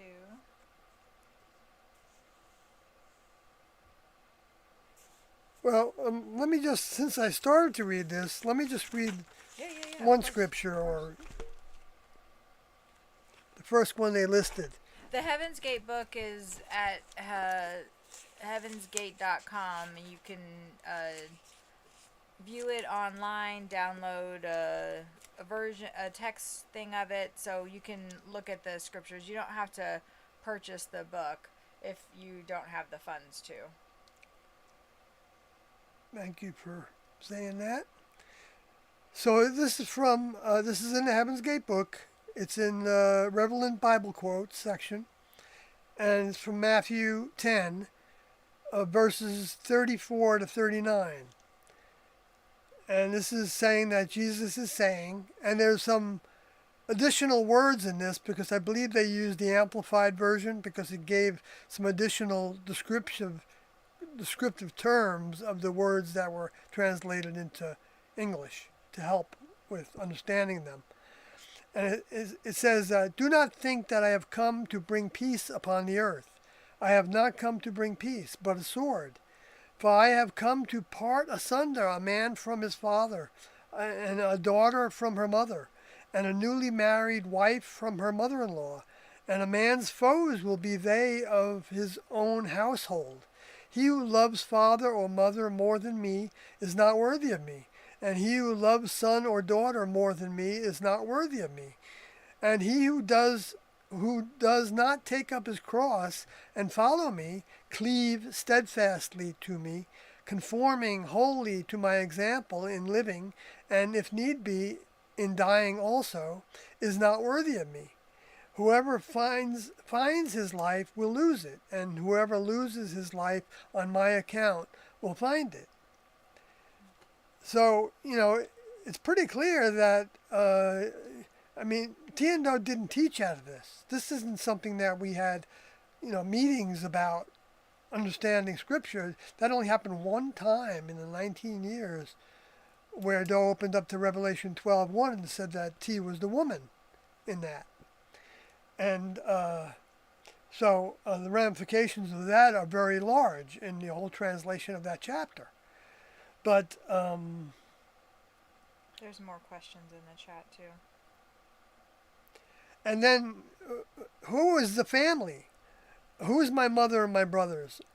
And looking around on those who sat in a circle with him, he said, see, here is my mother and my brother. For whoever does the things God wills is my brother and sister and mother. So it's a new family.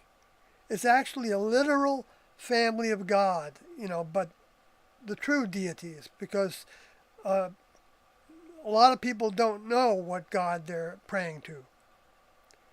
And it doesn't mean that they're lost if they're not praying to the Tiendo. It just means that that's a hurdle that they still have to overcome of what the appeal is of these other gods. And there's a lot to say about that, but I'm not going to right now. And everyone who has left houses or brothers or sisters or father or mother or children or lands for my name's sake will receive many times more and will inherit eternal life. And yes, so in other words, you got to do stuff. And leaving everything behind, that was for the time when the older members were walking among us. That's not the time for humans. And humans... You can still do that. You can still do that, yes. You have the choice to decide that, you want to, climb the mountain of some sort, go to the Himalayas or, be a scientist on Mount Everest or, in the polar ice caps or whatever.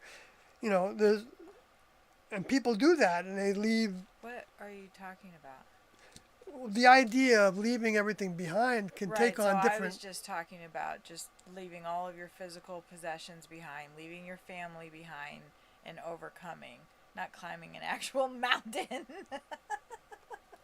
Yeah, but I'm equating that with the way that people go on spiritual pilgrimages.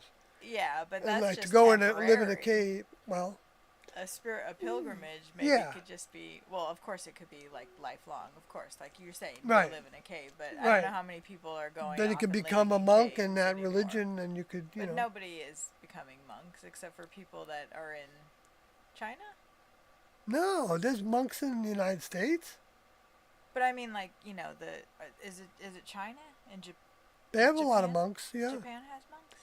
yeah, they have monks. They all have monks. T and Doe would use the word. No, Doe would say there's monks and nuns. He would reverse the first letter on both those terms to not give them such, So nunks and nuns. nunks and muns. Right? That's what I said. Right. Nunks and muns. I guess I haven't really like thought about the United States as like. Of course, I know there are monks and Monasteries. nuns here, but I'm just saying I don't. I mean, my friend became a nun, so Yeah, right, I mean, right. Of course, I know. Right. But like the men were referred to as priests. I'm trying to think what are the guys called that are hanging out with nuns, but they're not priests. Well, there's lay people that are No, they're considered. doing the same thing that the nuns are doing. I think they're called monks. Or initiates. No, I don't know. They have stages It's also. not adepts. Well, in Europe, I mean, in I'm just India, trying to, like, they might use the term adept. like my friend Shannon, when she became a Greek Orthodox was the thing she was following. So she was called nun. Like the guys that were there were not called nuns, and they weren't called monks either. Oh, I don't know. I don't know. either. It's totally like I can't even. Bishops, reverends. But you can have females as reverends, except I mean, I know I could just some Google churches, it I and guess you find can't, out, but sometimes it's which fun is to, completely opposite the next level. See, the reason why female vehicles need to, Are you gonna taste some Andrew Tate shit? No, I'm just kidding. no, not after what you told me about that fella. Jeez. That was just funny. Wow. You said, now see, the reason why female vehicles are wanted. Well, it's souls get lessons in both male and female vehicles over time, incarnations. And so there's not one that's better than the other, but both have to be, we have to lose our gender consciousness because members of the next level have no gender. It's practical.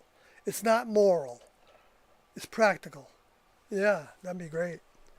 I gave you some cold water too. That was some good stuff. Yeah, that's got some protein powder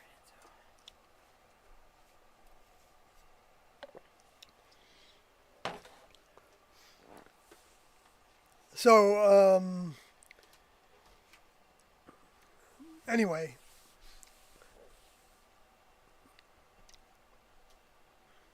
Maybe they are an issue.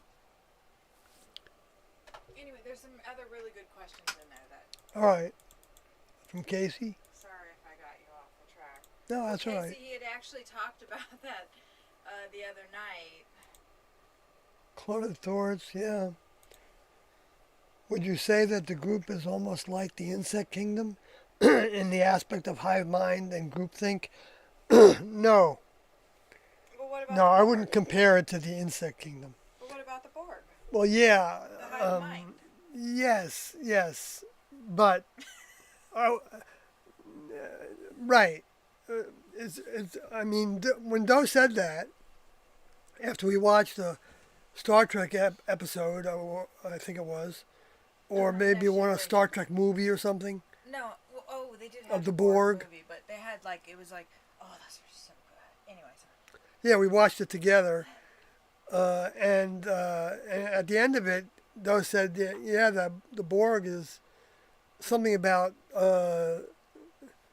like the next level, in the way that they had to stay connected to the next level. They had to keep on going back to get recharged, okay, and that they were gonna do what their instructions were, even to the death of their vehicle, if that's what was required of them.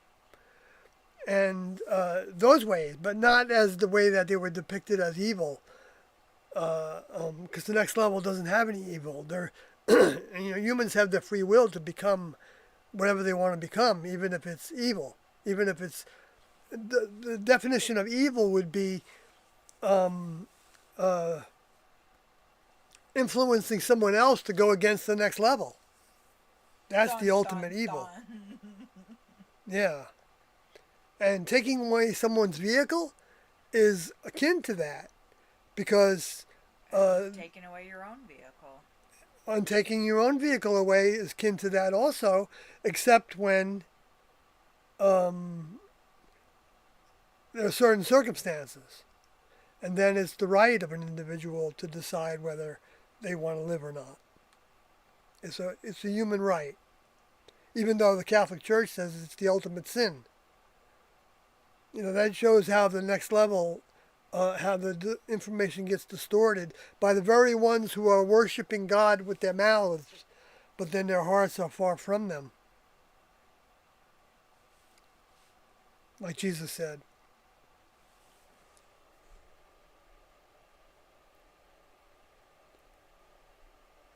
Right. So, but it's not groupthink. It is, but each member of the group is an independent thinker that wants to think the way their older member thinks.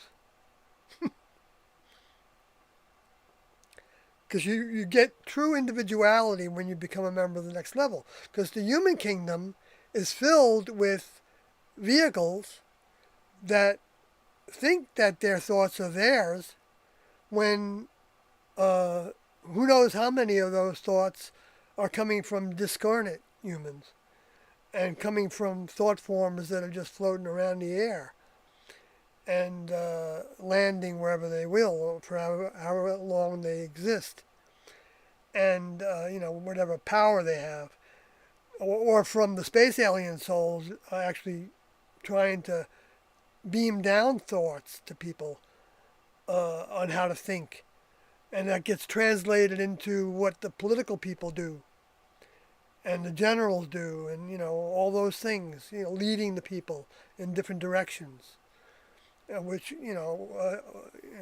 so we're all actually more robotic than we think.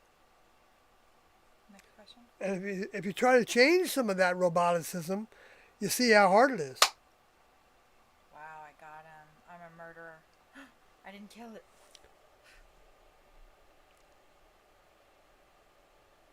Get away from Hope me, you are Rob. both well, from actor Michael Merchant. Right, Joseph Coates, about how overcoming is the hardest thing a human can do in this kingdom. Correct, it is. He told me that in person when I first joined, and said that the three of us that were talking with him alone, he said, you three aren't going to all make it. I was thinking, whoa, that's weird. Telling somebody that, I didn't know how to think about that. But part of me thought, I can do it. Well, it's still in progress. Did the idea of vehicles come from the wineskin? Now, I can't say that I know exactly what stimulated the use of the term vehicle by T&O to use.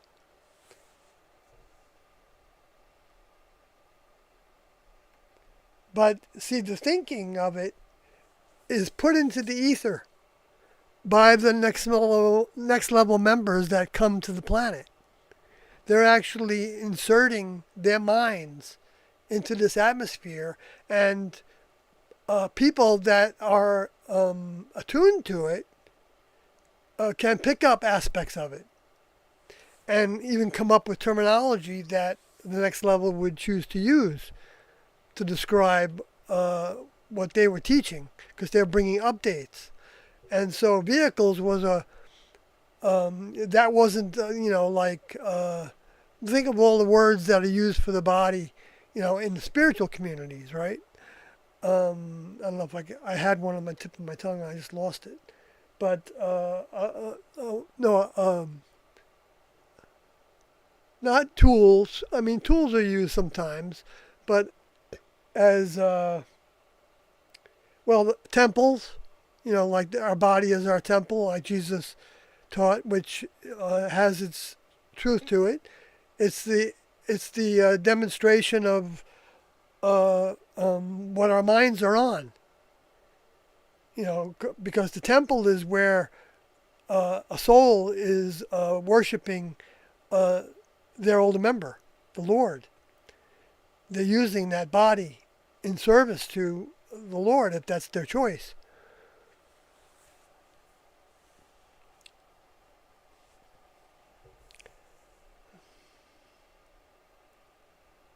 But vehicle is a more generic term. That's a better way of describing it. The way T and Do use that term, generic, I believe. There are no small roles, Michael Merchant saying, only small actors. Regardless of the size of the part you play, it's important to the overall story. Small tasks are still important. Would you say the group is almost like the insect kingdom in the aspect of the hive mind? Right. Well, I just want to say one thing about that in perspective of what I believe T and Do were saying, that there are, uh, there are individuals that are greater than others. Their older members are greater than younger members, but they're not. They don't get a big head about it. They just are. It's sort of like somebody that becomes a teacher to a child. There's things that that child's not going to know. That teacher knows very well. And it's kind of that relationship is necessary to understand the difference between older members and younger members, because it is that big of a gap. Because they've been at it longer, they've been doing it, and so when you do it, you gain mind from it, and you become a bigger and more actually powerful entity, being, and that influences people. That even being in the atmosphere influences people. That's why 1947 and 8 and maybe thereafter a few times, or even before, I guess, were like critical introduction of the reality that the next level has members that have different vehicles, different bodies than humans have. And that was covered up. And the next level knew they were going to cover it up because the lower forces want to cover it up. And the lower forces, they staged some facsimile crashes. In other words, to where they confused the humans on the differences between vehicles and things. I don't know what kind of vehicles died in those circumstances. But the souls that are growing members of their family, they wouldn't probably hesitate to sacrifice, and they might have even decided to sacrifice themselves in their own crashes. Joseph Coates has a question there, right underneath Casey when Casey first came in. But the next level vehicles didn't have sexual organs. At least I think in the Roswell crash and maybe the Aztec crash, because I'm not sure which bodies became examined. There's a lot going on in the chat. Okay.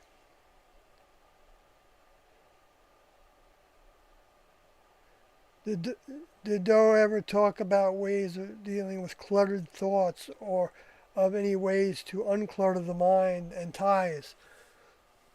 Yes, we had meditations to help with that, to calm our minds down, and we had affirmations to help put thoughts in our minds that were positive, and instead of having all these negative or just worthless thoughts going through our heads. The blank cue card. The blank cue card, right, was a technique that they talked about, like the cue cards that actors use, and to help them remember the words. And so when you have a thought that you don't like, you don't feel good about, it disturbs you or whatever, um, uh, that you think of it as putting up a blank cue card, so there's nothing on it. And so you put that image in your mind, and then you hold it there, and then you don't, and then you put your mind on something else, whatever it Right, takes. that's what you're doing. You're putting your mind on that blank cue card. Yeah, but then you don't just stay in that condition because you want to work, you want to do things in life, Yeah. right? I mean, if you want to sit there and meditate with that blankness, that I'm not Just to saying get that. rid of cluttered thoughts in your head. Yeah, and it's a good muscle. It's actually working. T would talk about it that way, as a muscle that you are working, muscle of the mind, a literal muscle. And it's hard to think about that in real terms, but know that mind is actually of a kind of plasma kind of physicality. There's a tape, if you have access to the audios, audio number 30 talks about reprogramming your mind. Oh yeah. It talks about getting that negative programming that you do have going on in your mind out and replacing it. So it was a technique that I used when we quit smoking weed. April of 2022, I think, or 2023 maybe it was. And we stopped for, I don't know, like over 2 years. But I had been smoking weed since pretty much 19 years old, nonstop, up until that day. There was one time where I took a 30-day break when I went to Mexico. But other than that, I was pretty much smoking weed every day, multiple times, all the time, every second. I was thinking about it constantly. It was the first thing I grabbed when I woke up, and it was the last thing I set down when I went to bed. If I woke up in the middle of the night, I grabbed it and smoked and put it back down and went back to sleep. So it was really hard to break that programming. And I kept saying out loud, because I was trying to identify my triggers of why I wanted to smoke, like what was causing me to want to smoke. And so every time I wanted to smoke, I would say, I want to smoke right now.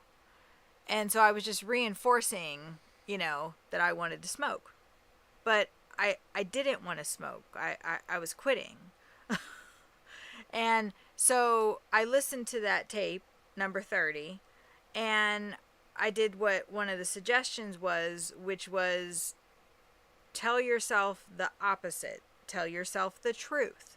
So every time that I was thinking in my head, I want to smoke right now, I would say out loud, I do not want to smoke right now. And I would say it just like that too, because I was mad. Mm-hmm. And I just kept doing that. And by saying it, like maybe by the 5th or 6th or 7th or 10th or 20th time I said it, I believed it. Because it's true. Mm-hmm. It's just as simple as that. Great Repetition. Yeah. When a cluttered thought comes in your head, don't examine it. Don't listen to it. Just say, shut up. I don't say shut up. I say stop. And then it'll start talking. Stop. I say it out loud. People will look at me like I'm crazy. I don't care. And eventually that takes hold and you just stop thinking that stuff. Just try it. It sounds so simple, but it is really, really hard to actually do. But then I'm gonna, I understand what you're saying. That it can be hard to do, but you'll hear in tapes to where T would just matter of fact say, just don't listen to it. Don't listen to that thought. And so, to where the thought that was once maybe a little threatening, that wasn't getting out of your head, becomes like a mosquito that flew around, and you don't even necessarily you don't feel the venom at all. You don't get bit at all, because you swat it away, and you don't give it a second thought. And I do that with the smoking of weed when we were both doing it. And one of the times, and I've done that with sugar. I've done that with Bread, bread, and yeah, and mucus forming foods. alcohol. I haven't done it with alcohol because I never had any attraction to alcohol. The point is it'll work with anything. Yeah, it'll work with anything. That's true. And you got to continue it, and doesn't mean that you're gonna. So the attacks will actually diminish. That's right. And because you're not paying any attention to it. That's what the lower forces want. They want you to pay attention to them. Right. And when you pay attention to it, it just gets stronger. So if you acknowledge it and you say, "Get out of here. I'm not going to listen to you," and then actually don't listen to it, it will go away. And put your mind on something else. I barely think about drinking alcohol. When I used to think about it every single second of the day, I was fighting it all the time. All the time. I was exhausted saying no to that spirit of alcohol. It exhausted me. And then I realized, damn, I'm giving it as much attention by just repeatedly saying no to it and convincing myself I'm not going to drink from the second I get up. I'm just going to stop thinking about it. And it wasn't that simple, of course. Well, the next level helped me, and it actually was that simple. That's what Once I I saw what was talking to me. Right. It's not me. It's not us. You don't want to drink. You don't want to do those things. The soul we're talking about. The vehicle can want to do it. It can be programmed to do it. Something can happen in your life, and all of a sudden you're upset, and you want to go to whatever relaxed you before. Right. Or whatever it is, and so that's some people have a stronger influence of that than others. Right. But it's all mechanisms that can build our minds stronger and stronger by rejecting and getting rid of. Some people might say that whenever they try to do something, they feel like they're doing a bad job and they're not getting anything done, and they're a failure, and they can go down that road to think, why should I even live? Because I can't get anything right. I can't say anything right. Well, I can't make enough money. I can't, can't. And, that's going to be one of their big boogaboos that they can begin to overcome. And if they ask the next level in some way, shape, or form, whether they use whatever terminology or not, they reach to the highest source they can imagine, because they're at the edge of their rope. The next level knows who is at that point in their lives, and they get a signal on their computer systems, and they can go to that person and help them. And then that person will, might get a whole new perspective and help to actually get past that form of negative, dangerous thinking. See, that's why we're always saying that our position is against suicide, because there's two kinds of suicide. And one is for humans, which we all are, need their vehicles to learn these lessons. If you didn't have a vehicle that wanted these things or had that clutter in your mind, then you wouldn't have that aspect to overcome, to work on, building your mind to overcome. And and that's what human is for. That's what the reason why the next level has grown humans in their living laboratories, and they're not doing it out of some kind of like a Frankenstein kind of way. They're doing it because they love helping individuals grow towards becoming a member of the next level, even. And they know it's going to be tough, but they also know that they can help you as long as we ask for the help, and then apply the help when we get it. When we ask for something specific, and then they show us a way of thinking or acting, then it's up to us to apply it. That's why they didn't brainwash us. They didn't brainwash us to get off of marijuana or to get off of alcohol or to get off of whatever it is that is taking over our vehicles that we don't believe in, don't want to have. That's the human kingdom has all those problems and many more. They all boil down to a few, though. I don't know how to really label them, just a few, but there's not that many different things that humans are trying to conquer. But know it or not, but well, it's probably just the 10 Commandments. Yeah, maybe those are a pretty good synopsis. And the 7 deadly sins. Yeah, because if you like Doe was saying in an audio tape we just listened to the other day, that if the first if you followed the first commandment, you wouldn't need any of the others. And that was to recognize that who the older member is, and that you weren't going to have any false older members. Oh, I am the Lord thy God, thou shalt have no false gods before me.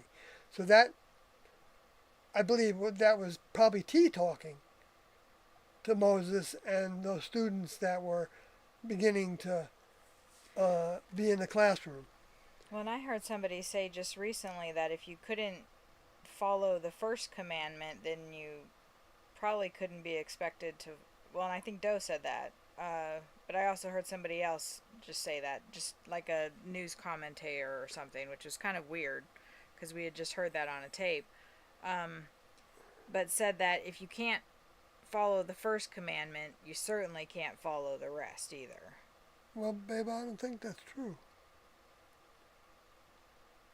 I don't think that's what Doe was saying. He was saying you wouldn't need those other commandments. I didn't say that Doe said it. I said like a news commenter or somebody else said it. Oh, I see. That if you can't even be bothered to follow the first commandment, which is don't kill anybody, that you... No, that's not the first commandment. Thou shalt not kill is not the first commandment? No, it's the fourth or something.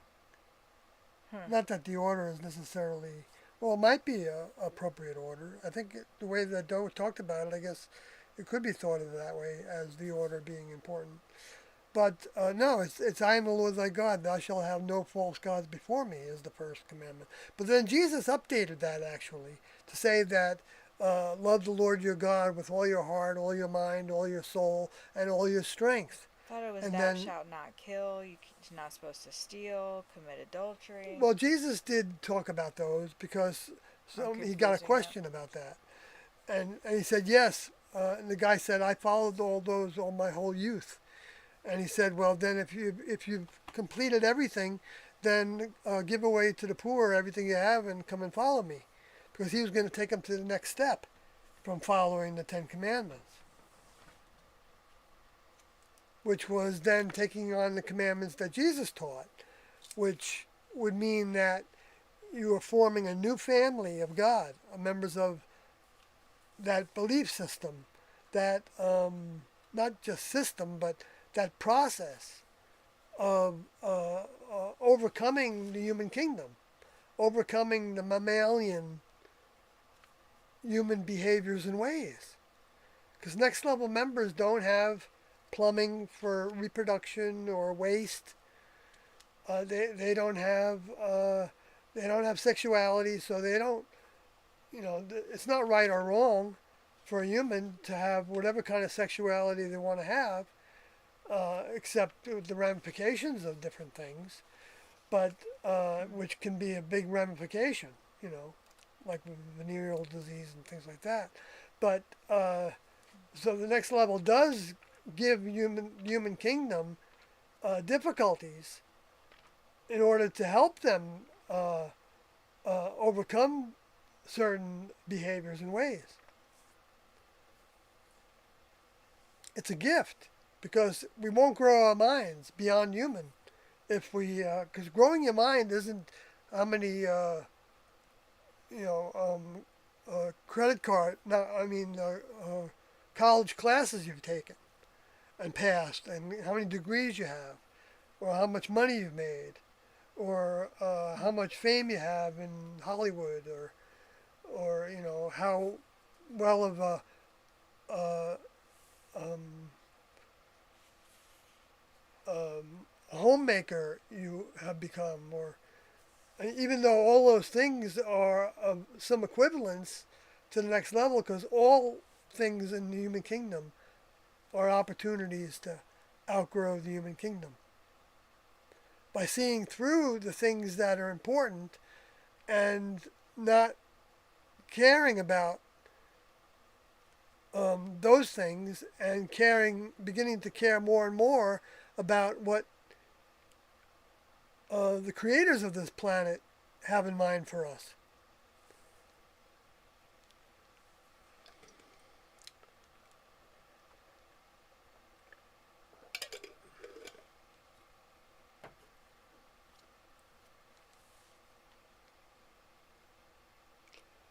No, Casey, I don't believe that well, I don't know. Because after I left, I don't know if Joe talked with those that were in the class about the method that he had thought we were going to use to leave our vehicles.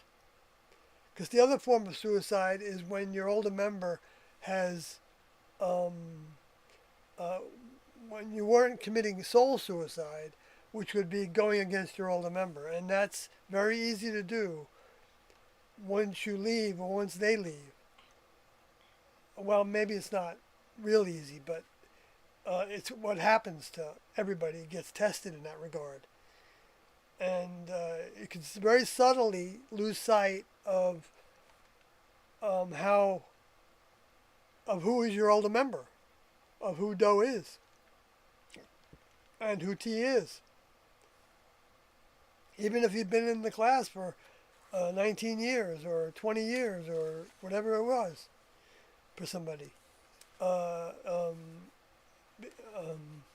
because things happen to where, well, I'm not going to go into that right now because it's too big of a subject. I don't think I could do it justice right now, but because I'm getting kind of tired.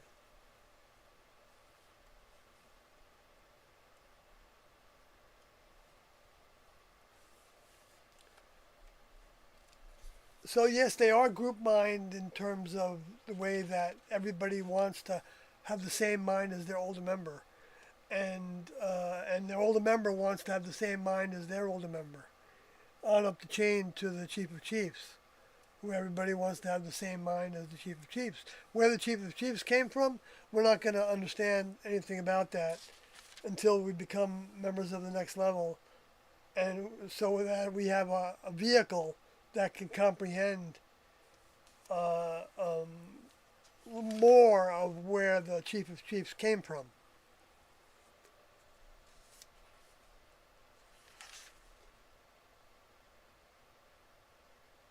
So Casey said that Doe is known to have kept a copy of the Hemlock Society in his room. did this book ever become a subject of discussion with the class? I meant to say, I meant to read that first. And I said, and no, not that I'm aware of. In fact, when Doe introduced the method of leaving, I was still in the class. So I witnessed, the idea of taking of being the most gentle way of doing so, being by taking a strong barbiturate.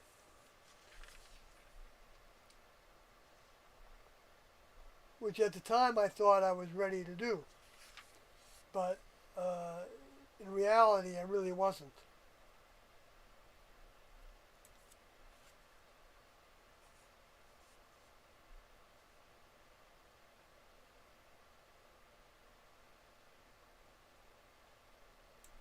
Yeah, so what Casey's saying, leave everything of your humanness, or you're putting in there the brief, during the brief window of time, somebody was to follow us. If they do, it will not be easy. The requirement is to not only believe who the representatives are, but to do as they did, they and we did. You must leave everything of your humanness behind. This includes the ultimate sacrifice of demonstration of faith. That is the shedding of your human body. That's right. To go on that, to leave with him, that was the synopsis of the formula. And then Doe had Junodi. Well, Junodi then wrote about that because that wasn't going to be for everybody. And if somebody doesn't, as Doe said in an audio tape, if somebody didn't feel that they wanted to go through with that, they weren't doing something wrong. Doe told.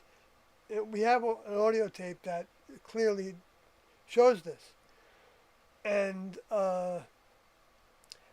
now, if somebody felt that way, they probably weren't going to stay in the classroom. But Doe wasn't going to shame them or guilt them into leaving in that way. That wasn't happening at all. And I know that because I wouldn't have felt, if I had stayed and left with them, I know I wouldn't have felt guilty about staying, like I owed it to somebody, or I owed it to myself because I believed in this for so long. I couldn't turn against it now. Who knows what things the lower forces would throw at me and throw at people to get them to not stick with their older member, because so that's why it's pretty the brief window of time. When Mark used that word window, I thought that's what he was referring to, and it was making me a little unsettled in my mind to think of it that way, because there is no humans are gonna, no one in a human vehicle is going to be providing a new window into what? Into knowing more about T and Doe? Well, I guess if they provided a way, if they put all the webs, if they didn't go against, well, if they made everything available and didn't persecute people that were sharing it with others, then well,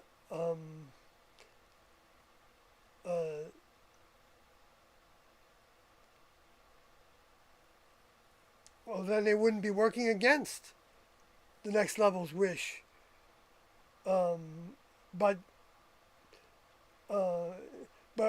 that process means that you're going to be working for the next level before you get to that stage. Now, that can probably happen very quickly, but we certainly don't talk about that because the lower forces would love to, make a point of that, which they tried to do in the lawsuit. And yet, notice that since 2000, we don't know of anybody that's left by their own hand in relationship to T and Doe's material, T and Doe's belief. That's because the next level actually gives each individual that, well, maybe you could consider that a final ingredient. to where they're not afraid, because there really isn't anything to fear um, um, by leaving, The only except, thing we have to fear is yeah, fear is itself. unless you're. But of course, if you believe this is a bunch of baloney, then sure, you would take a different attitude about that. And you would say, well, Sawyer's just mixing words up, but I don't know, what did they mean by, our position against suicide? When, how could they mean against suicide when they did that? You know, it's not a mumbo jumbo kind of thing. It's not like a contradiction, There's another question that Casey asked that's because pretty souls are good. real.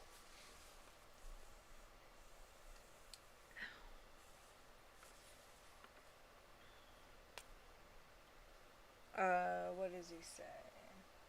I wonder if the next level has any connection to this area of the world today. Absolutely. I don't think, I'm not going to say I could be wrong about that. Unless everything I believe is wrong. And if it is, it's still the best belief that I can ever imagine having. So you can hear Doe talking like that, and I actually talk like that on my own. I'm not talking about that because I'm mimicking what Doe said about it. I went through it because T and Doe faced us with looking at the dark side every so often. They said, think about whether you want to leave and do something in the world, uh, and think about it. And it would last for about 20 minutes of time where they wanted us to think about it. And that was opening the door to all that cluttered mind, and opening up the door to whatever thoughts we were blocking out in order to stay on the straight and narrow. And so, so, see, you won't hear that because the media doesn't put those kind of quotes from me that I've given to almost every media group in the usually 2 or 3 or 4 hours of footage that I gave them every time they interviewed me. But Which is why it's so funny when Matt said, I've been closer to these people than anybody else.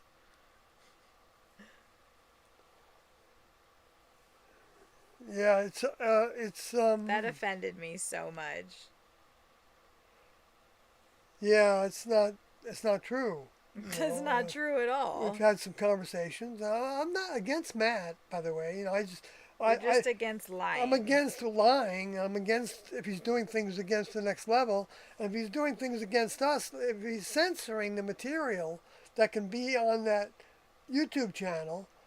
I could be wrong, but I think he's doing that because he wants to stay on Mark's good side.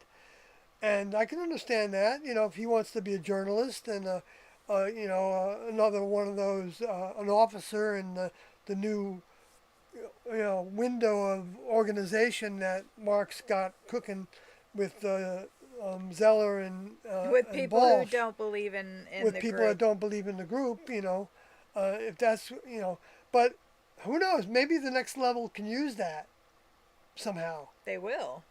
Right, and maybe even in a good way.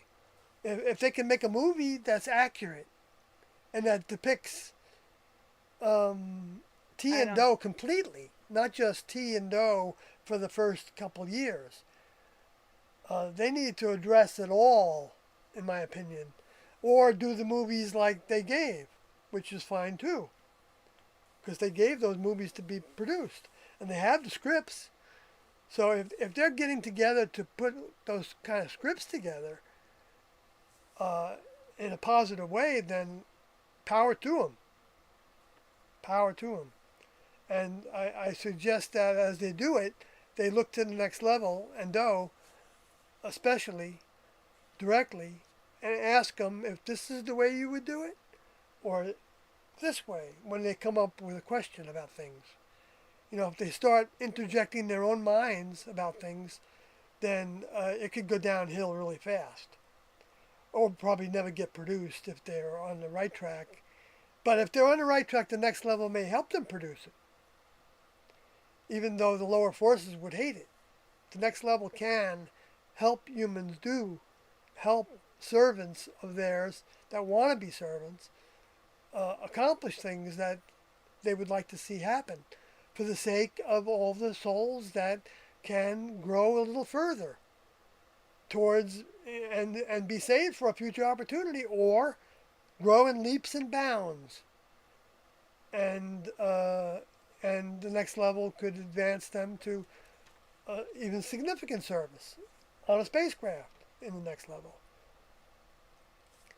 which is what T was saying in that part of the UFO missionaries that I was reading.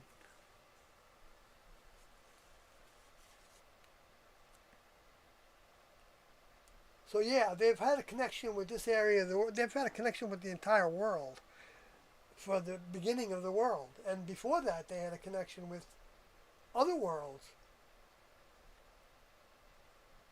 I don't know about how many. I don't know what garden Doe was from. What's the next? I think The there's mind a I'm talking question about. there. I thought it was monk as well as the counterpart to a nun, but they can become abbots. Yeah, I saw that. I think Would be interesting if the think lower that is what- kingdoms were designed in similar ways to the higher kingdoms, but because of the fall of man and free will, we've broken that chain. Not sure if that was discussed by Doe. That was just the beginning of the way the next level chose to use, according to what Doe and T talked about. They because of what choices Lucifer and his associates made, the next level wanted to present others that were at an equivalent kind of growth stature, with the same influences as they. And so the next level saw to it that Lucifer and the other souls were in that area, or at least one of them was in that area where Doe took his next level vehicle to reside in working with his older member, which they referred to as Elohim, and was given instructions on taking care of this and taking care of that, and to where and then when he started to fall was when he gave indications to his older member Elohim that he wasn't happy alone doing the tasks for his older member. That's what Doe felt. And I believe he felt that while T was in her vehicle, so T was his check partner on that. And and that, but then the next thing was being influenced to not follow procedures, not follow instructions, to only eat from certain fruit trees, or whatever kind of trees they were. And it could have been just as simple as that. And then when he recognized that he broke that instruction, and then he tried to hide it, they tried to hide themselves. That was the third thing, that they were deceitful about it. The third thing that was part of the fall. And so because of that, T determined that that they needed to go through those individuals, because at that point Eve was involved,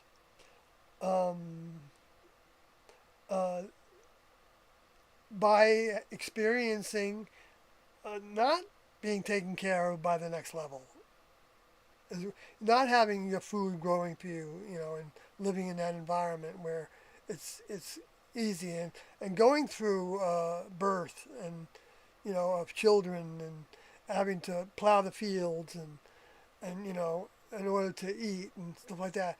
And all that was a build-up to opportunities and experiences to actually come to know that you could trust your older member's mind 100%. You wanted to trust you wanted to, you loved uh, um, the lifestyle and everything about your older members entirely. And that's not a fabrication of mind. That's actually knowing the truth. It's not blind faith. It's experiencing things. When you have a lesson in the human kingdom and you conquer it, like we're talking about addictions and things like that, you've accomplished something. You gained strength, and your next level older members, whether you identify them or not, are smiling on the human kingdom for that, because you're upgrading also the human kingdom. You're upgrading all the people. And that's the beauty. That's the beauty in addiction, is you can have that lesson every second of the day. Right, and you can, right, Every I guess. every second that you have to say no, or I'm not going to think about that, or that is another opportunity. And you're adding to the mind that's on the planet by having that mindset. So you're actually helping somebody else say no to something that's detrimental to their health and of mind and body.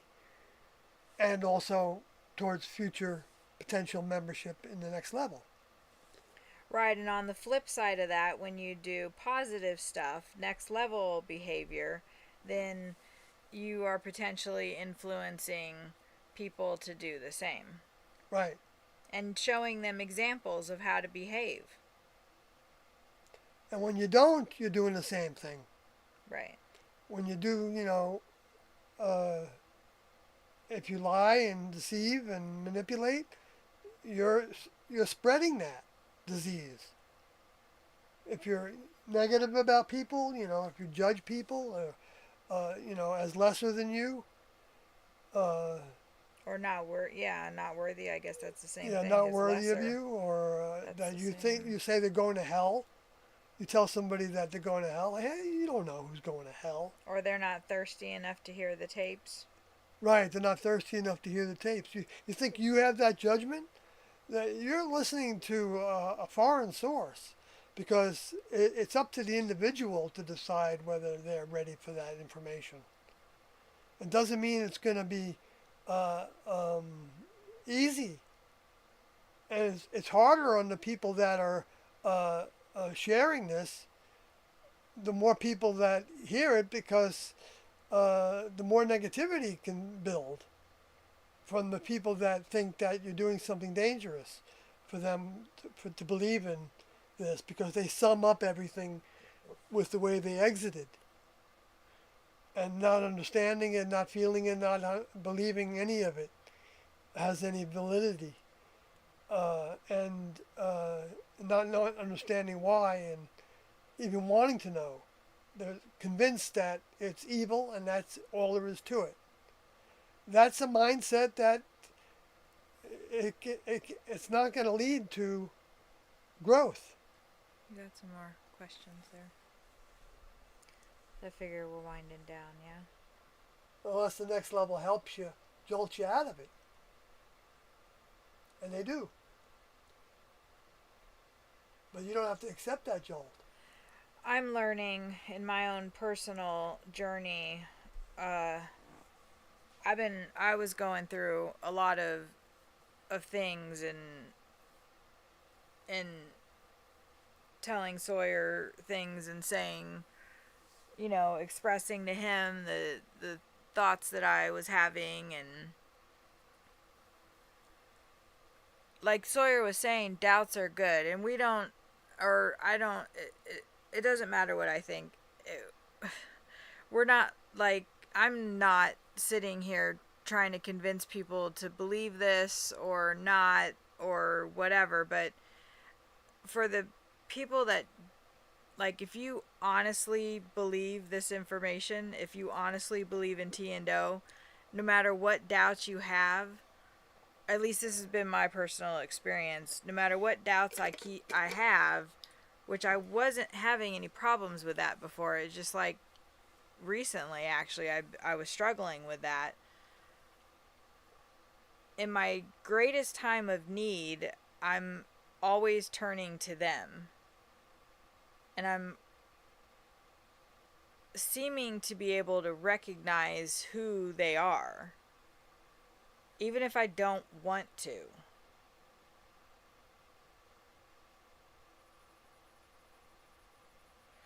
I think that's what belief is.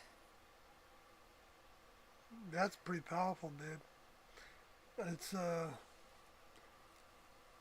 yeah. It's I mean, because what doesn't want to? It's the vehicle that doesn't want to. It's the lower forces and the programming of the vehicle is what I'm talking about by the vehicle that doesn't want to.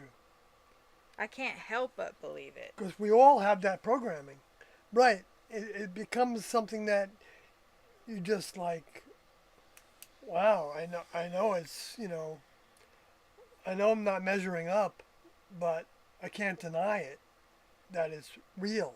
It's the only real thing that is real. Because everything else is like a facsimile. You just said Israel. Oh, really?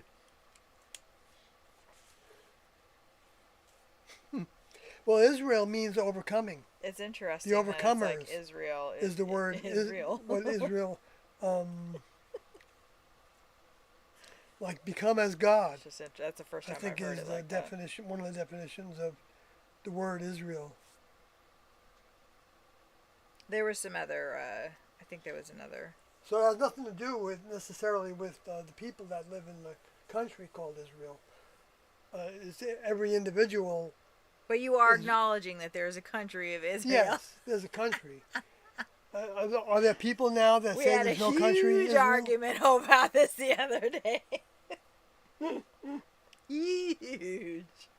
Yeah, when I'm pretty hard headed, And I am too. and Kathy's pretty hard headed, and so I mean to tell us that to think that we believe everything we hear is ridiculous.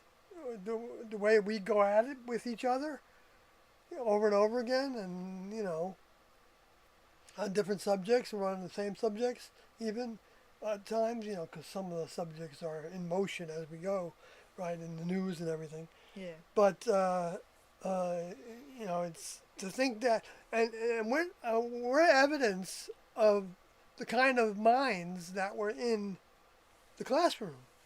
Those weren't naive. I mean, yes, to some degree, naivety is a good thing. Because you can be so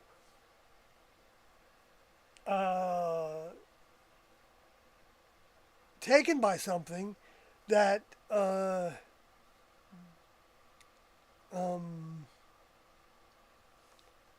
They're all caution to the wind.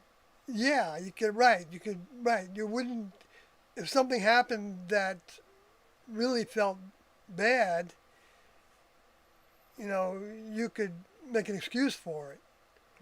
Right. And discernment, like the things that were happening to people in the groups that are considered cults, Jonestown and others. That's a good example. There were many things that happened that were signs that there was something not right about that. That's why it happened to begin with, right? That's why the suicides were all done. Because a lot of that wasn't. Because he didn't want certain things to get out. Yeah, and quite right? a few people were shot in the back And people were shot and running away and stuff like that. So what would some people would now say that that Heaven's Gate was like that? What were the signs? And I could say that of course, to somebody that like Frank has expressed, and Andoti and Michael Conyer, and maybe Leanne. And Leanne and others, there were things that they expressed to the media that was like the last straw that broke the camel's back kind of thing on them staying in the group. And if you hear their voices in the group, in the tapes, which you will, I think Kathy's heard all their voices, the three that I Pam mentioned, Odie quite a bit. Arth Odie, Pam Odie, and And Odie. You'll see that they seem to be completely on board with everything, asking all kinds of good questions, and T and Do recognizing that they were having some thoughts that were from their mind that they didn't even recognize at first. I mean, they did recognize it when she said it, like about that all humans don't have souls. Pam Odie asked that question to T and Do at retreat up in the mountains of Colorado. And T and Do felt like, I guess that's true. No, that we came from the next level. That the students came from the next level as well. And that was the thought.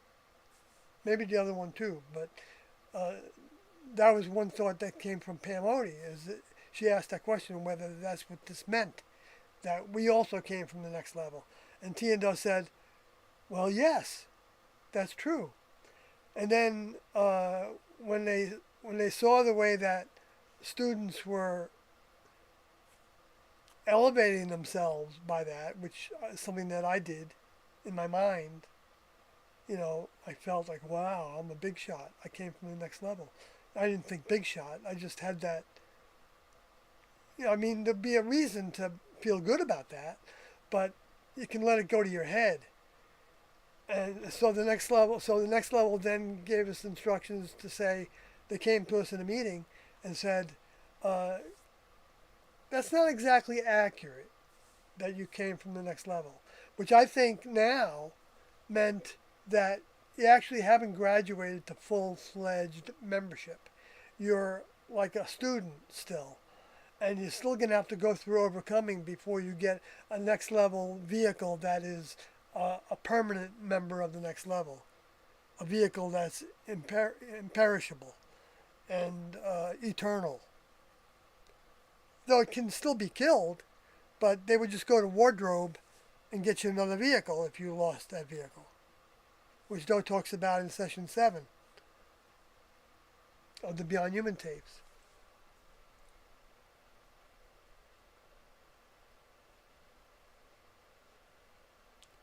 In terms of thought, community, and task, that's actually an interesting concept of a blank cue card, okay? Kind of like a static noise to disrupt thought. Baby Yoda says, it's like starting to build power over it. Yeah, I think that's a good way of expressing it. Or you take away its power. Right, you're taking away the power that it has over you. Yeah. Joseph Coates says, Mark mentions in the interview that he knows he's been silent for 28 years. He says once the legal matters are taken care of him, and Sarah will reveal more. Now I'm curious of what Sarah could say too. Yeah, I was thinking about Sarah today a little bit about, what things were on her mind about all this. And I'm not really wanting to share that. I'll share it with Kathy later and see if she wants me to bring it up at a future live stream. But because I don't want. We know Sarah. I mean, we don't know. Well, we know what we heard come out of her mouth in the 2 hours that we sat across from her That's right. at their attorney's office. So Sarah had a whole lot to say. A whole lot. Well, I don't know if it was actually her talking, because a couple of times it certainly was not. What do you mean? One of the looks that was given to me that came out of her, Let's keep it to the vehicle, Sarah. What came out of her mouth, without.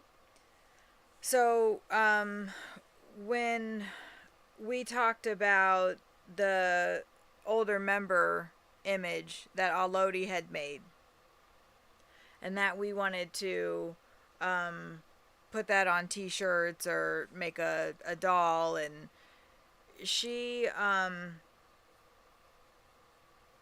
was offended, affronted, told me that was a sacred image, that was not to be something that was,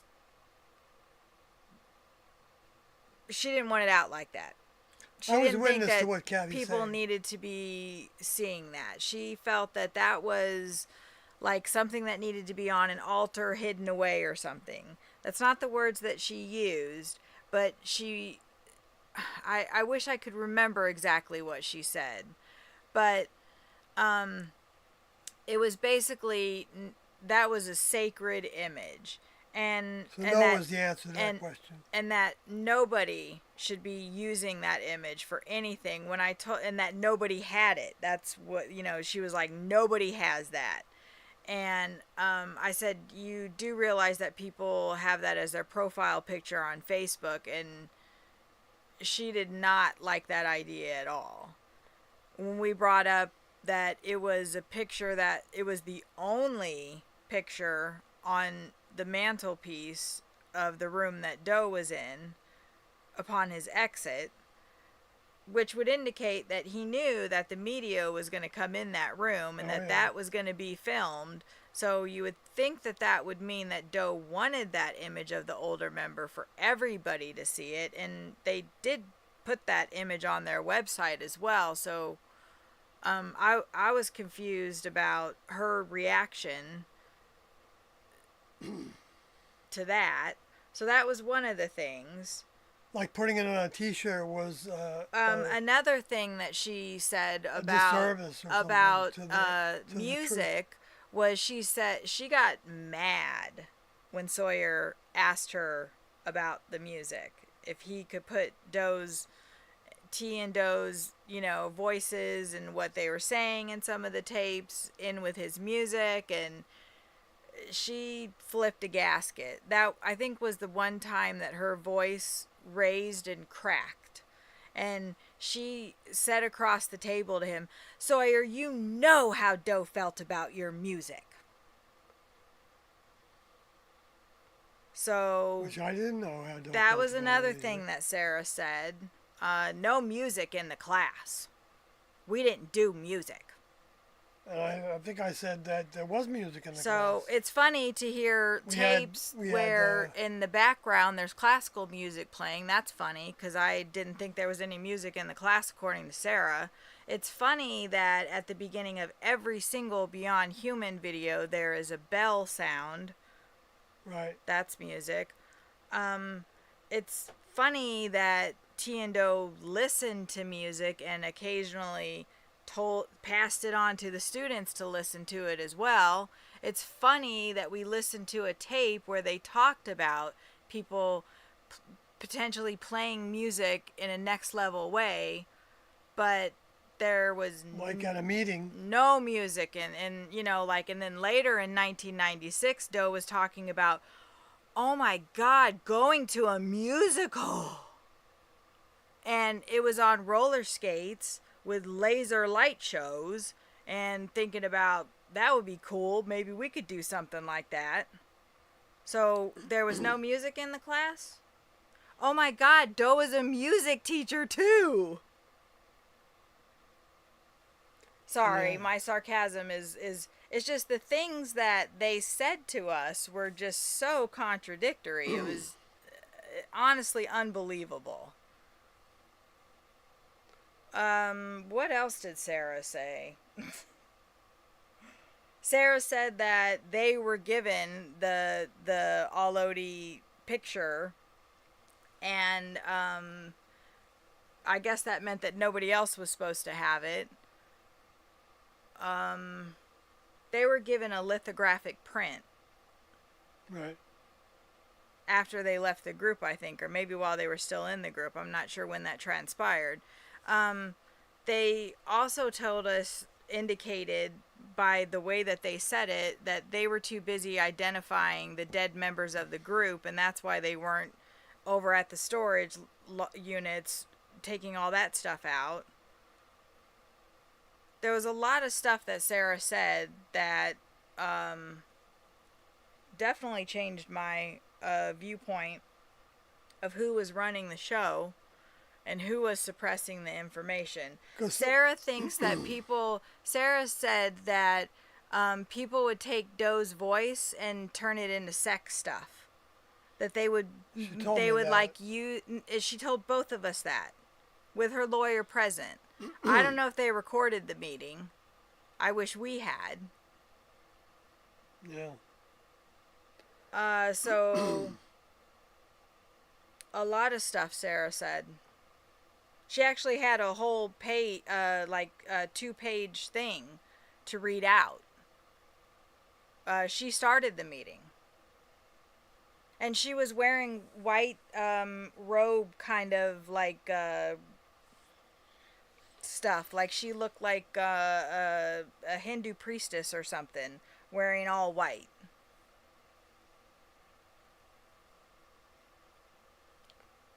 And then she had us do a group prayer. Oh, that's right. And we prayed to Tien Doe. And which we never did that kind of thing in the classroom. So it was kind of strange that it had mutated into a religious kind of thing. Because, I mean, you could pray prayer meant that you were asking for service to the next level. And Sarah's the one and help with that service. Sarah's the one that told us that they didn't sue Rakoti's daughter 9 days after he was found dead in the desert. She told us they didn't sue her. And she also said she wasn't going to take care of the information. We didn't know what she was going to do with it, so we had to deal with that. That was something that she said, not Mark. Mark said a lot of stuff too, but those were the things that Sarah said. Some of them. I could be wrong. And be misremembering some things. Yeah, I don't have a clear memory of it myself.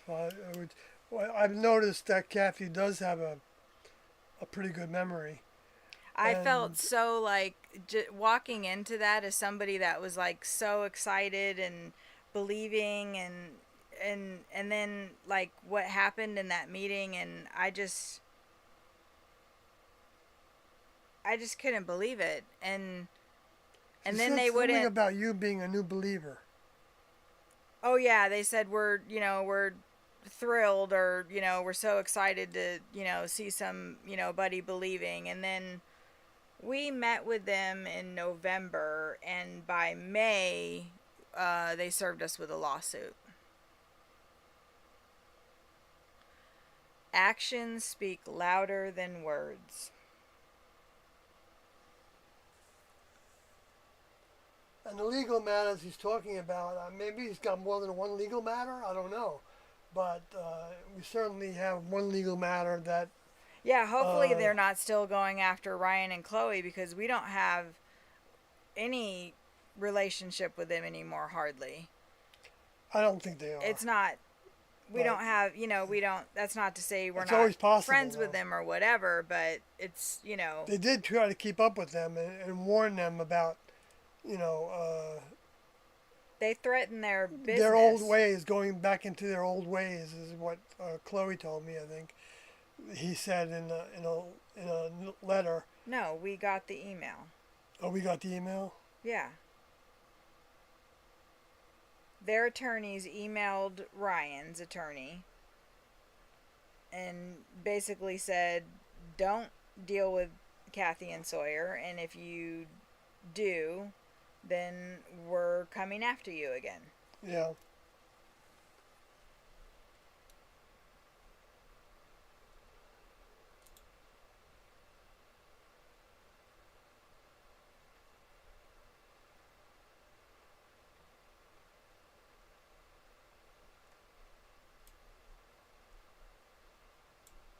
And then Mark wants to talk about, he doesn't talk and he doesn't give interviews because people attack him.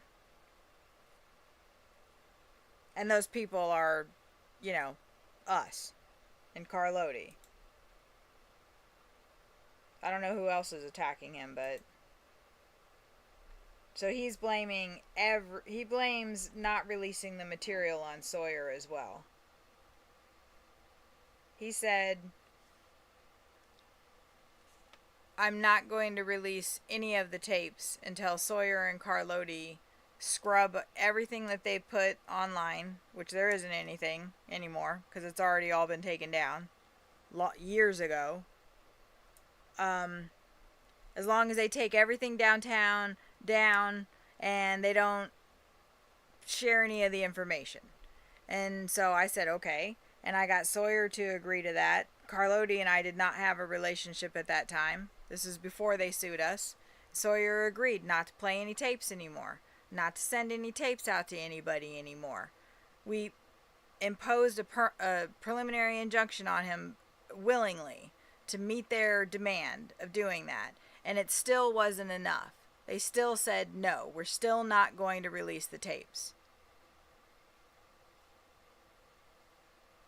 And they blame it on him. Joseph Coates says, reminds me of the HBO doc part where John Lalich says that Doe and the class took acid. Yeah, there was no truth to that at all. It wasn't acid. Casey says, Sawyer, the Heaven's Gate site seems to imply that there is a stronger connection to the southwest U.S. Well, yes, the southwest U.S. was considered to be the primary area that we circulated, that the class circulated. From Texas, from east of the Mississippi, west of the Mississippi River, actually, is the way that it was thought about, being the entire West, being the area that the next level was primarily focused on for their public, for the two witnesses prophecy. That's what that is depicting when they talk about measuring the temple and not measuring the courtyard until later, because it's left for later, which is now, I believe, and the courtyard being kind of the eastern and other places in the world, together with the temple area of the southwest or the western United States, southwestern United States, because we lived in mostly in Texas and California, and we never really lived in Oregon. I did before them, or Washington. I stayed in New Mexico for Right, and we lived in New Mexico, and we lived in Arizona, and we lived in Colorado, and we lived in Wyoming. Right, Albuquerque, and Santa Fe, and one time we went to Atlanta and lived there for a little while. One time we went to Kansas and lived in the Kansas in tents for some months. And because every time T and Doe felt like when they traveled east of the Mississippi River, they felt like they were getting out of range of the next level, which is an interesting way of looking at in relationship to Mark Twain's riverboat and measuring the depth of the sea, which is the human kingdom, and that was in the Mississippi River, and and the way that there were other things to that story. The way that the New Jerusalem was described as being approximately 1,500 miles square, and if you overlay 1,500 miles square over the southwest United States, you see a line going up towards, because if you do it on an angle, so it's not actually a parallelogram, I guess is what you would call it, because it wouldn't be 90-degree angles, but it could also be equidistant sides. You see that it goes up through, it can miss part of Well, it includes Oregon, I guess, and a little bit of Washington maybe, but it goes up on an angle to, well, it can be drawn this way, up to Canada, to where most of the students came from. And including Texas, of course, and to the California coast as like the bottom line. Um, anyway, so that was interesting that it was about the same size, and that's about the same size as Pluto, by the way, from my investigation. And Pluto was depicted as being an Earth lab in concept, uh, um, for the next level to use to monitor and run the Earth from. It's 1:30. All right, I'll go down. Steel tempers steel. Joseph Coates, Seventh Gate Database, has a video called UFO Cults in Groups. And at the very end, there's this man named Reverend Milton Northrup. And he talks about seeing two UFOs while preaching. They didn't like here, He probably reached the. yeah, the maximum. Yeah. There's nothing else. I'm sure he's typing right now. You know what? I don't know if I've seen that. And yes, Casey, you're right about what you said, and you have been friends with us for a long time. Yes. And you've always been very humble about it. Not that, like, I don't know, we're just two people. Right. How did they become the gatekeepers of the knowledge? Oh,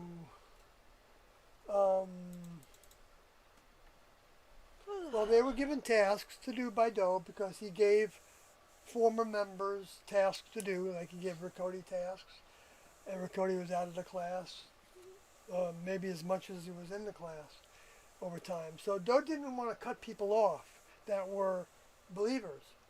And even though, we had halfway houses at one point for a number of students that weren't learning their lessons that well in the main craft, and so we had a lot of Doe. Like I said, he wanted to give people tasks to do that had dropped away if they wanted them, and Mark and Sarah expressed that they did want them, but Doe learned that they only wanted them if they could be, they could keep their life the way it was in the Phoenix area and etc. And because Doe had an idea of doing something in California that Riccoti was going to do, and he wanted them to maybe help with it. Well, as he was planning to think about going public again, it was during that time period. And because I was there and I witnessed that. Anyway, It's on the tapes too. And it's on the tapes. I'm just not going by my memory. And so he was disappointed when they didn't want to do anything except in a narrow way. But then when he did decide to go public, and he was right on the cusp of knowing that they would be, thinking that we would be leaving by the way that they did, he was arranging to leave. And actually, T and Doe did that together, at least probably once a year, where they would get together like all their legal documents for the cars and everything in order to put them in somebody else's hands, depending on how they left, thinking that they might leave by a spacecraft picking them up with their bodies, and actually desiring that above the other methods of leaving. And so they would have pursers, were called pursers, off the ship purser, which is also related to the Mississippi Riverboat thinking, and referred to T as an admiral, which is also related to the Navy, with the boating kind of things. Anyway, little things. But he he asked them if they would want to serve in some capacity as I don't know if he used the word satellite with them at that point in 1994, early 1994. It might have been late 1993 when they started communications about the way we were going to go public again, and if they wanted to help in some way. Like they had Flexodi and Abelodi were sent out of the group, but not kicked out, so to speak. I mean, they weren't sent out of the group because they didn't want to do the lessons. They were just too old to actually be contributing crew members because they were in their 80s at that point when they rejoined, when Flexodi rejoined from 1975 first joining and left on their own volition in the 80s. But so so he had them in Missouri be a satellite, if you want to call it a satellite, be a base that a group that was traveling around could have a place to stay and maybe have some communications, and maybe Doe would travel to that location and give a meeting to the existing students or even the new students that were uh, choosing to be with us in 1994 while we were doing public meetings for those 9 months around the United States and attempting in Canada as well, but Okay, didn't so work you're out. telling how they got the information. So anyway, so they, since they did want to do that, they did participate, and I saw them in Arizona at a meeting south of Phoenix, or south of Mesa, I think it was, and I just finished a meeting with Melody as overseers of the group that I was in Tucson, and so I came up to that meeting, and Mark and Sarah were there, but they weren't speaking. They were just, in the audience as I was, and I didn't relate to them at all in any way. But that was the beginning of some service that they were being to Doe. So because of that, I believe Doe decided to give them service of being primaries in certain tasks, where Ascodi was given the book to be the primary on, to bring it to the Publisher, Library of Congress. Library of Congress, and they were all given. Mark was given the book itself in its most updated form, version 3, that became the book that they published that they sell on the Heaven's Gate website. He was given that by Doe that had updates in it, little small things that happened to that third version, because we have the first version, and the second version I think was the Riccoti version, the Humphrey version, that was called in the media. But anyway, so and Wanodi was also given a full set of the masters for the Beyond Human series in Venezuela, and he was also given several books. The first version book that they published, which is the Heaven's Gate book, which we have because Wanodi gave us a copy, and and they also gave Riccoti a bunch of the books that they first published that weren't the books that we call that the blue book, as opposed to the purple book that Mark and Sarah published on T&O's behalf, on the crew, on their behalf, which I think they did. And I'm glad that they did that, except for the fact that they didn't put the common law copyright on there, and they could have put both copyrights on there, because I did that with my book. I put the common law copyright on there that Doe put on the book, and I put the copyright that the publisher required me to put there on the book as well. I did that because I wanted it to be common law that nobody would be persecuted if they used it. The way that Mark and Sarah are trying to persecute us for using the book. And Wah, wah, Carloti. wah. And yeah. And Wanoti was also given the website, the Heaven's Gate website, And so was Rakoti. which contains And so was Neoti. all those images from Aloti, which, well, I think so, and all the images of no, all the transcripts for the Beyond Human series, and has the complete book on it, plus the other things like our position against suicide, and all those other associated documents are associated with that. But some of those are links that don't work anymore. But so Wanoti was given that with a message in directly from Doe by mail that if something happens to the Heaven's Gate website in the States, that they wanted him to have that so that he could put that up, so that people would have access to that material. So, and Rick Odie was also given the first charge of the website. Not also. He was the primary one given the website. He was given 3 of the websites because there was more than one. And he was given the instructions on changing it. And Mark asked Rick Odie to, Mark and Sarah asked Rick Odie to take the address off of there. And that was the address on the website that Mark and Sarah agreed the class could use for some communications. But they didn't know that they were leaving that way and when. So so that caught them by surprise. And I think was pretty shocking to them, which I can understand. Do we have a place where the letters that they sent to?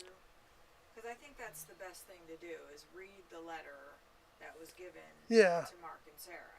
Yeah. So people can understand like the exact instructions. I don't know if it I can be I have that on here. how easy it is to research it and find that online. It's not probably that easy. It's in our court case files. Yeah, it's in our court And I case believe file, you've and shared them before. I don't know where else.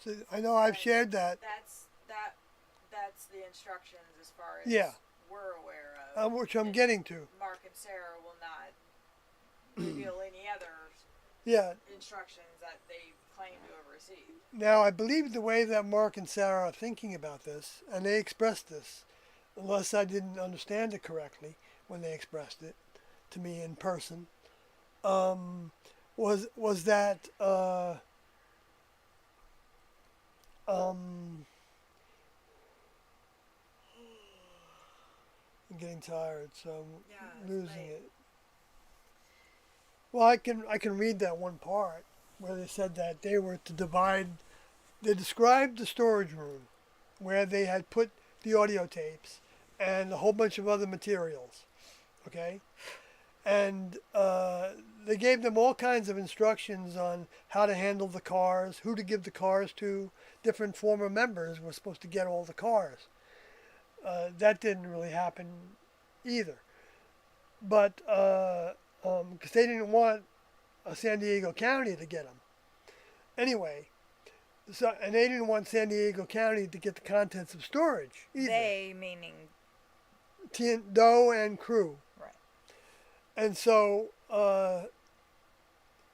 they but Doe felt like his instructions were to leave those audio tapes and express what he wanted to see done with the items of value in storage, in that particular storage room that was described by its location and address and everything. And then we actually heard a tape where T was talking about, whenever they were gone, and I don't know if it was T actually or Doe that said it, but they said, there's going to be some storage room and these tapes are going to be piled up right next to the door. And that is exactly what where they put the tapes later. Well, I gotta go find that again. We pulled it out. We did? Okay, Yeah, we cool. pulled everything out. That's exactly regarding where that. they were. And this was, she's talking about, I'm Kathy's talking about like years in ago. the 80s. In the 80s. When they didn't even know how they'd be leaving. Exactly. Except that there'd be a spacecraft. And there was a spacecraft, no doubt, to pick up those souls. Because that's the way they transport. Do you have those letters on your blog? I have the letters right here. I'm talking about if anybody Oh, wants on to the go blog. and read them on their own. I think so. I think I have put them on the blog. So maybe if you just go to WordPress and search for Sawyer, Heaven's Gate, And Mark letters. and Sarah letters, or just letters. I don't know if that letters would be, Bring up too many things. but you could put in, yeah, I don't. Okay, so I'm just going to finish this. And then, so it said the storage room, and then it said to Mark and Sarah. This letter went directly to Mark and Sarah in the mail. They got it. And the reason that we have it is because they gave it to Riccoti. Because they didn't want to go to the storage room. And They didn't even, so like Mark and Sarah were running a mailbox business. Like that was literally their business, was to like receive mail and, whatever. And so they received this package from the group, and Riccoti received a package, Oscoti received a package, and Plexo Abel Odie, yeah, Ron a Odie. few people received these packages, and Mark and Sarah did not look at theirs. At first, they said. Right. Like, Riccoti called and was like, what are we going to do? And they were like, what are you talking about? And so, Right, and like, then- their whole job was literally receiving mail from people. So you can't tell me that they didn't know that they had received a pretty bulky package from the group. The way I understand it is that Mark picked it up, and then he didn't get back home to show it to Sarah until that night or something. So a letter that says, we're dead and gone, and Right. we expect you to do this. He Right. didn't think, oh my freaking God, And I'm going to Oscoti drop got a packet everything. also. Which is what Riccoti did. Riccoti dropped everything Yeah. and immediately acted. And he felt like he wasn't moving fast enough. He wasn't doing as much as he needed to do. And Mark and Sarah and he were didn't like, know what that was. Mark, what package? We haven't opened it yet. I haven't gotten home yet. Because Riccoti didn't he didn't get the instructions on the location, the address, and what was the content of the storage room. So he didn't know what to do. And then after a day or two passed, I think it was the 25th that their bodies were found, and it was the 25th or the 24th, maybe, I'm not sure of the morning of the 24th or the 25th, off of my memory, because we have Riccoti's manuscripts, which talk about all this. Manuscript. Yeah, manuscript. And he describes that Mark and Sarah met with him, or maybe was it both of them? Yeah, because Oscoti, it I think sounded so. like Oscoti was there. working for Mark and Sarah, or Yeah, maybe He had some relationship I together. don't know if they were living, They did. if he was, if they were serving yeah, as a he had- satellite for him as well. Oscoti had an apartment with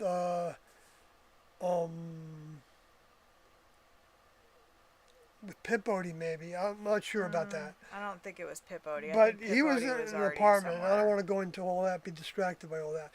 But Yeah. but Oscoti got his packet. And I don't think it talked about, we still haven't seen Oscoti's letter. So, Yes, we have. Oscoti's letter? Haven't we? Didn't Riccoti share that?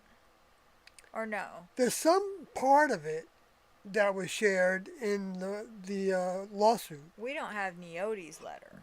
We don't have Neo's letter. Yeah, we have Oscoti's. We have some communication with Neoti from But we a don't couple have sources. his letter. But no, I've asked for it. And Anyway, it does seem that he's effectively shut up by Mark and Sarah. which could be totally wrong. I could be completely wrong with that. Yeah, we don't want any But Mark and conjecture Sarah about it. seem to imitate that, or imply that they were in communication with him, and you know, maybe working on the movie scripts or something. Yeah, yeah. Um, so, uh, so, so anyway, so Mark and Sarah met with Riccoti and Oscody, I believe, in a parking lot. Are we gonna go through all this right now? No, I'm gonna skip to right to the end of it, and gave them the instructions, gave them the letters that they got. So and then Riccoti immediately flew. That was in Phoenix, I think, and immediately flew with Oscody to, or drove. I don't remember now. Uh, I think drove and went to the storage room and got things out of it. First, they went to the airport and got a car that was left behind for them, And where the money and was. then they went to the storage room, and they opened it up, and the boxes of tapes, audio tapes, were right in the front. They said, which Carlotti told us this story before it was in the manuscript, and then they took those out of. They took some of those boxes out of storage, and they got spooked, thinking that because they because they were going to go to the mansion in San Diego, and that's when they found out that the story was out, and that spooked them as well, and so they drove back to Phoenix to recoup with 486 audio tapes, or 484 maybe audio tapes. The actual and the an actual extra car and the right. whatever funds were left in right, the cars at some the funds airport. that were left for them by the Like- group. Like $40,000. Right, because Like each a were left lot about of money. $10,000. Yeah, a lot of money. Oscody was left $10,000. Riccoti was left $10,000 in order to use that to help disseminate the information. Yeah.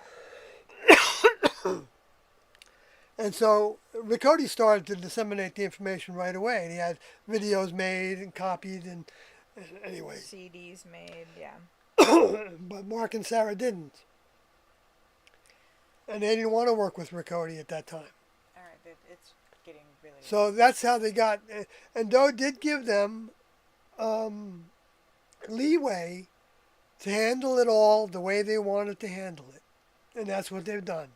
They've handled it the way they want to handle it. They're not handling it the way that Doe wanted them to handle it, which he spelled out.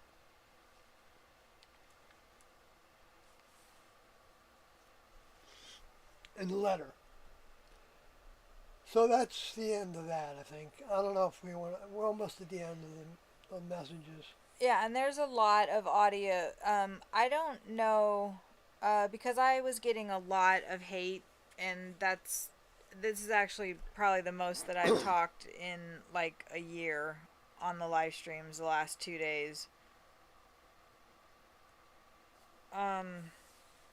But in the beginning, when Sawyer and when I first started appearing on the channel, and then Mark and Sarah sued us, I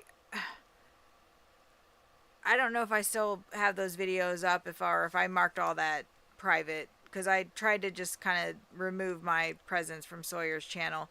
But if you go back far enough, you might be able to find the interviews where, not interviews, but the live streams that Sawyer and I did where we discussed the case in depth, like way more in depth, and step by step of what happened after the group left and up into, whatever. Which Carlotti's done a lot with that.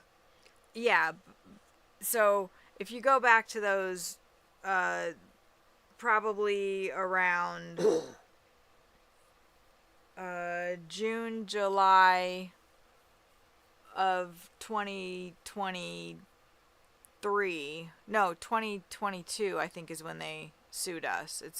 We're coming up on the 3-year anniversary. Lots of in-depth conversation about how all that stuff went down. If you want to hear it. And if I didn't mark them private. Which I think I kept some up, but I just removed most of my stuff. I'm reading what you're saying there, Joseph. You love Arlody's Return of the Next Level portrait. And so is there no way to hear the tapes at this point? Yes, there are ways to hear the tapes. We just can't talk about it. So you're going to have to exercise your mind and asking T and Do for help, or, you know, to find them. But they can be found. Yeah, Some they're of them not can that. be found. It's not that hard to find them. And you shouldn't have to buy them. Yeah, if somebody's do not. selling them, which has happened in the past, which we don't know if it's still happening, don't waste your money. I mean, it wouldn't be a waste of money, really. But, I mean, I don't mean it that way. But, I mean, they are available for free. Literally just... But not all of them. Just do some searches, and it's not that difficult to find them. We believe that Mark and Sarah have over 100 that they haven't even sent to Wanodi, who sent them to us. There are, like, there are 914 audio files that Wanodi gave to Sawyer. 914. Mark and Sarah and their attorneys, in writing in our lawsuit, have said that there are 1,068 tapes, or just 1,060 tapes. So, I know I'm terrible at math, so if you get out your calculator and we do 1060 minus 914. No, 150. There's 146 tapes that we do not have access to and have no idea what their numbers are, what the year is. They won't even give us a list of it. They're not represented in the tape logs that we have. What have you. 146. They did list them, though, right? No. In the one that they gave to the court? No, it just said description unavailable. Yeah. And they didn't even give us the numbers. No, not description unavailable. I don't know what it said. It was ridiculous. Various discussions. They took all this time to make up this ridiculous list. Every tape It's freaking entry ridiculous. for over 1,000 tapes said various for 1,000 discussions. for 1,060 tapes. When the class had made detailed descriptions of each tape. Because they were resenting that we got the court to order them to show us what they had. And they still didn't show us. And they still didn't show us, and then we complained about that, and... They haven't given us anything in Discovery. Yeah. They haven't... No, that's when Discovery ended. We probably got, oh, God help us, 4 or 5 more years on this damn case. The way it's going. We're going to forever be sued. Sorry. The last time I spoke to Frank Lyford was years ago. Anyway, it would be interesting to train an AI model with all the tapes, videos, and books, have an AI-backed machine learning. You know what? I know someone was playing with that. I guess it was Varsity Bookworm, who's got an AI thing on his Discord channel, I think.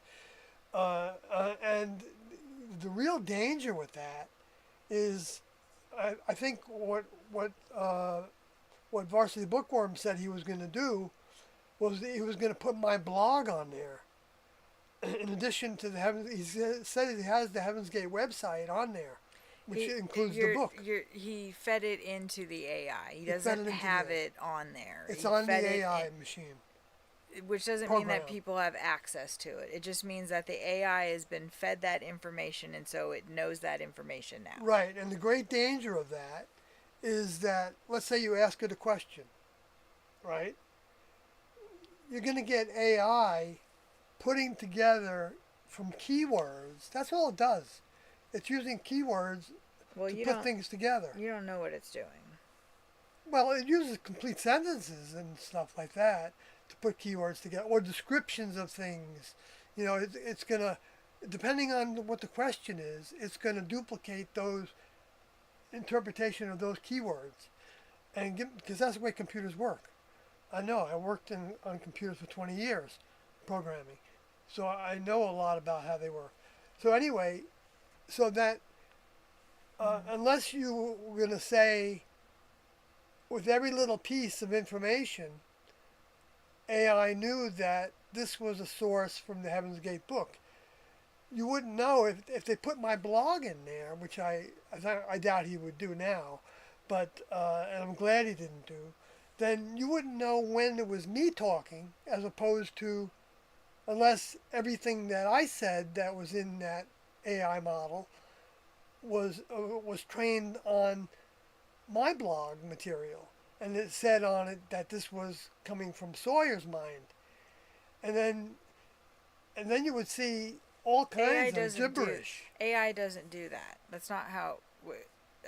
I don't. It doesn't really, tell you the sources. No, I it know. doesn't. It just pulls from whatever it's been taught. To me, just that's like why it's a big problem. Just like a human brain does. Yes. Whatever we have in our little data center, Right. we pull on and And we it's answer taught by the questions data and that talk. it's given.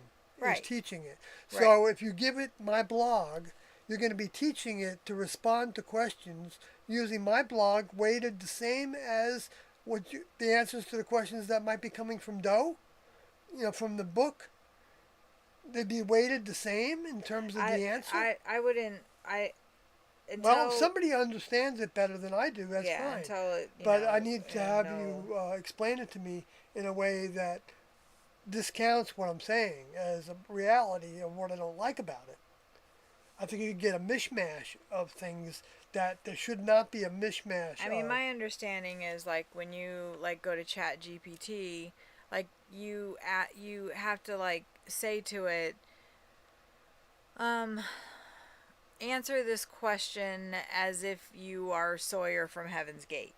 That's what you would have to say to it to get it to pull on your stuff. As long as it was entered. I think. I don't know. But, I know how my friend Shannon uses it. I see. And she says... I see. She, gives it a situation.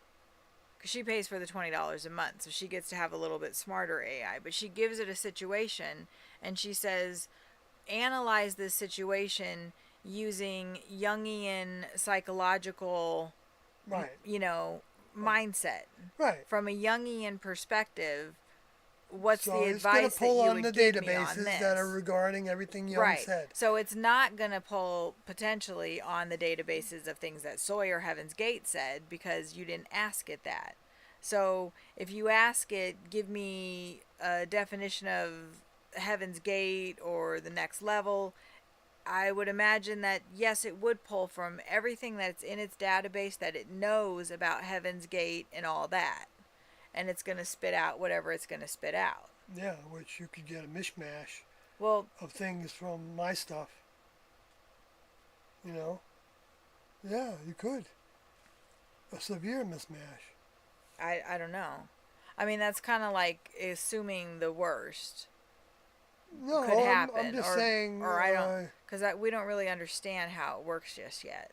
We're still working on it. It's like with the news. It's like this has been announced, and so now nobody's going to get a Social Security check anymore.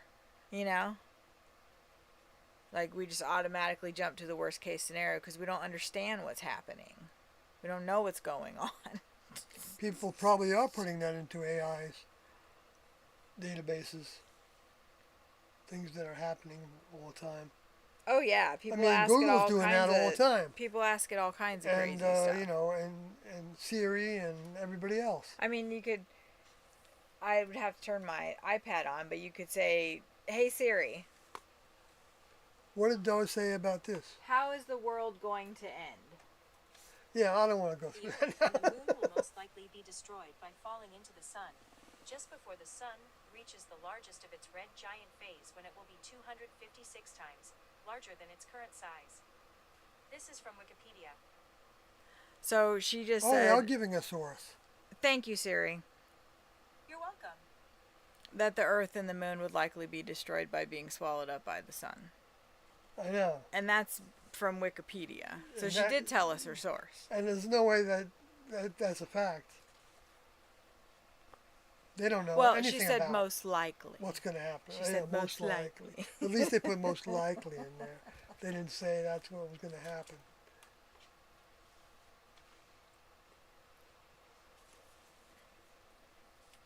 My point is that so yeah, whatever is fed into Wikipedia, that's what Siri, I guess, pulls from. So Dr. Michael Immersion saying that as a user, you could specify in your inquiry, please only use those sources. Yeah. But okay. if you didn't specify that, I think is what Sawyer's is getting at. Right. You know, like if you didn't specify that, would it pull from a mishmash of the Heaven's Gate book and Sawyer's 900 plus page book and his And blog anything else that was put into it. and anything else, right? Yeah, it could pull from all the documentaries that were made, saying about it this should. and that. I mean, it should pull. I mean, yeah, I guess that's so. what it would. That's what it's Right. going to pull from whatever's put into And then it. you'll get the opinions of Ben Zeller and Robert Balch Right, which we already do. and everybody else. That Well, as long as they put the source in there, I don't have a problem with it as much. Now that you showed me that it does that. Well, that's just Siri. Yeah, right. When I talk to Meta AI, it says Bing after it. It's using Right, Rio's Bing. book too would be in there. All right, I think we're done. I don't know if I missed anything with anybody. I'm sorry. I'll try to look at it later.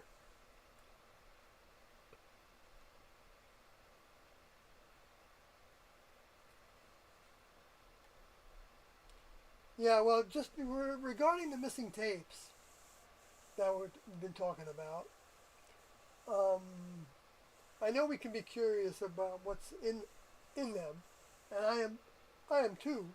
But you have 914 other ones to listen to. Exactly. There's no lack of, nobody's really Listening to those gonna first. not be able to determine what they believe about Tiendo.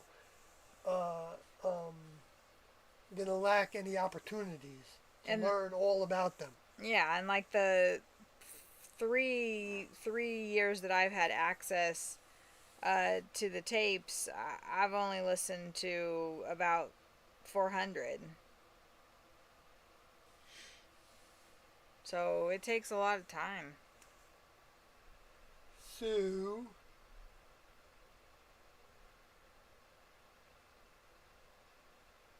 oh yeah, he's saying if it's fed those sources, it will combine them all unless you train the model to say sources.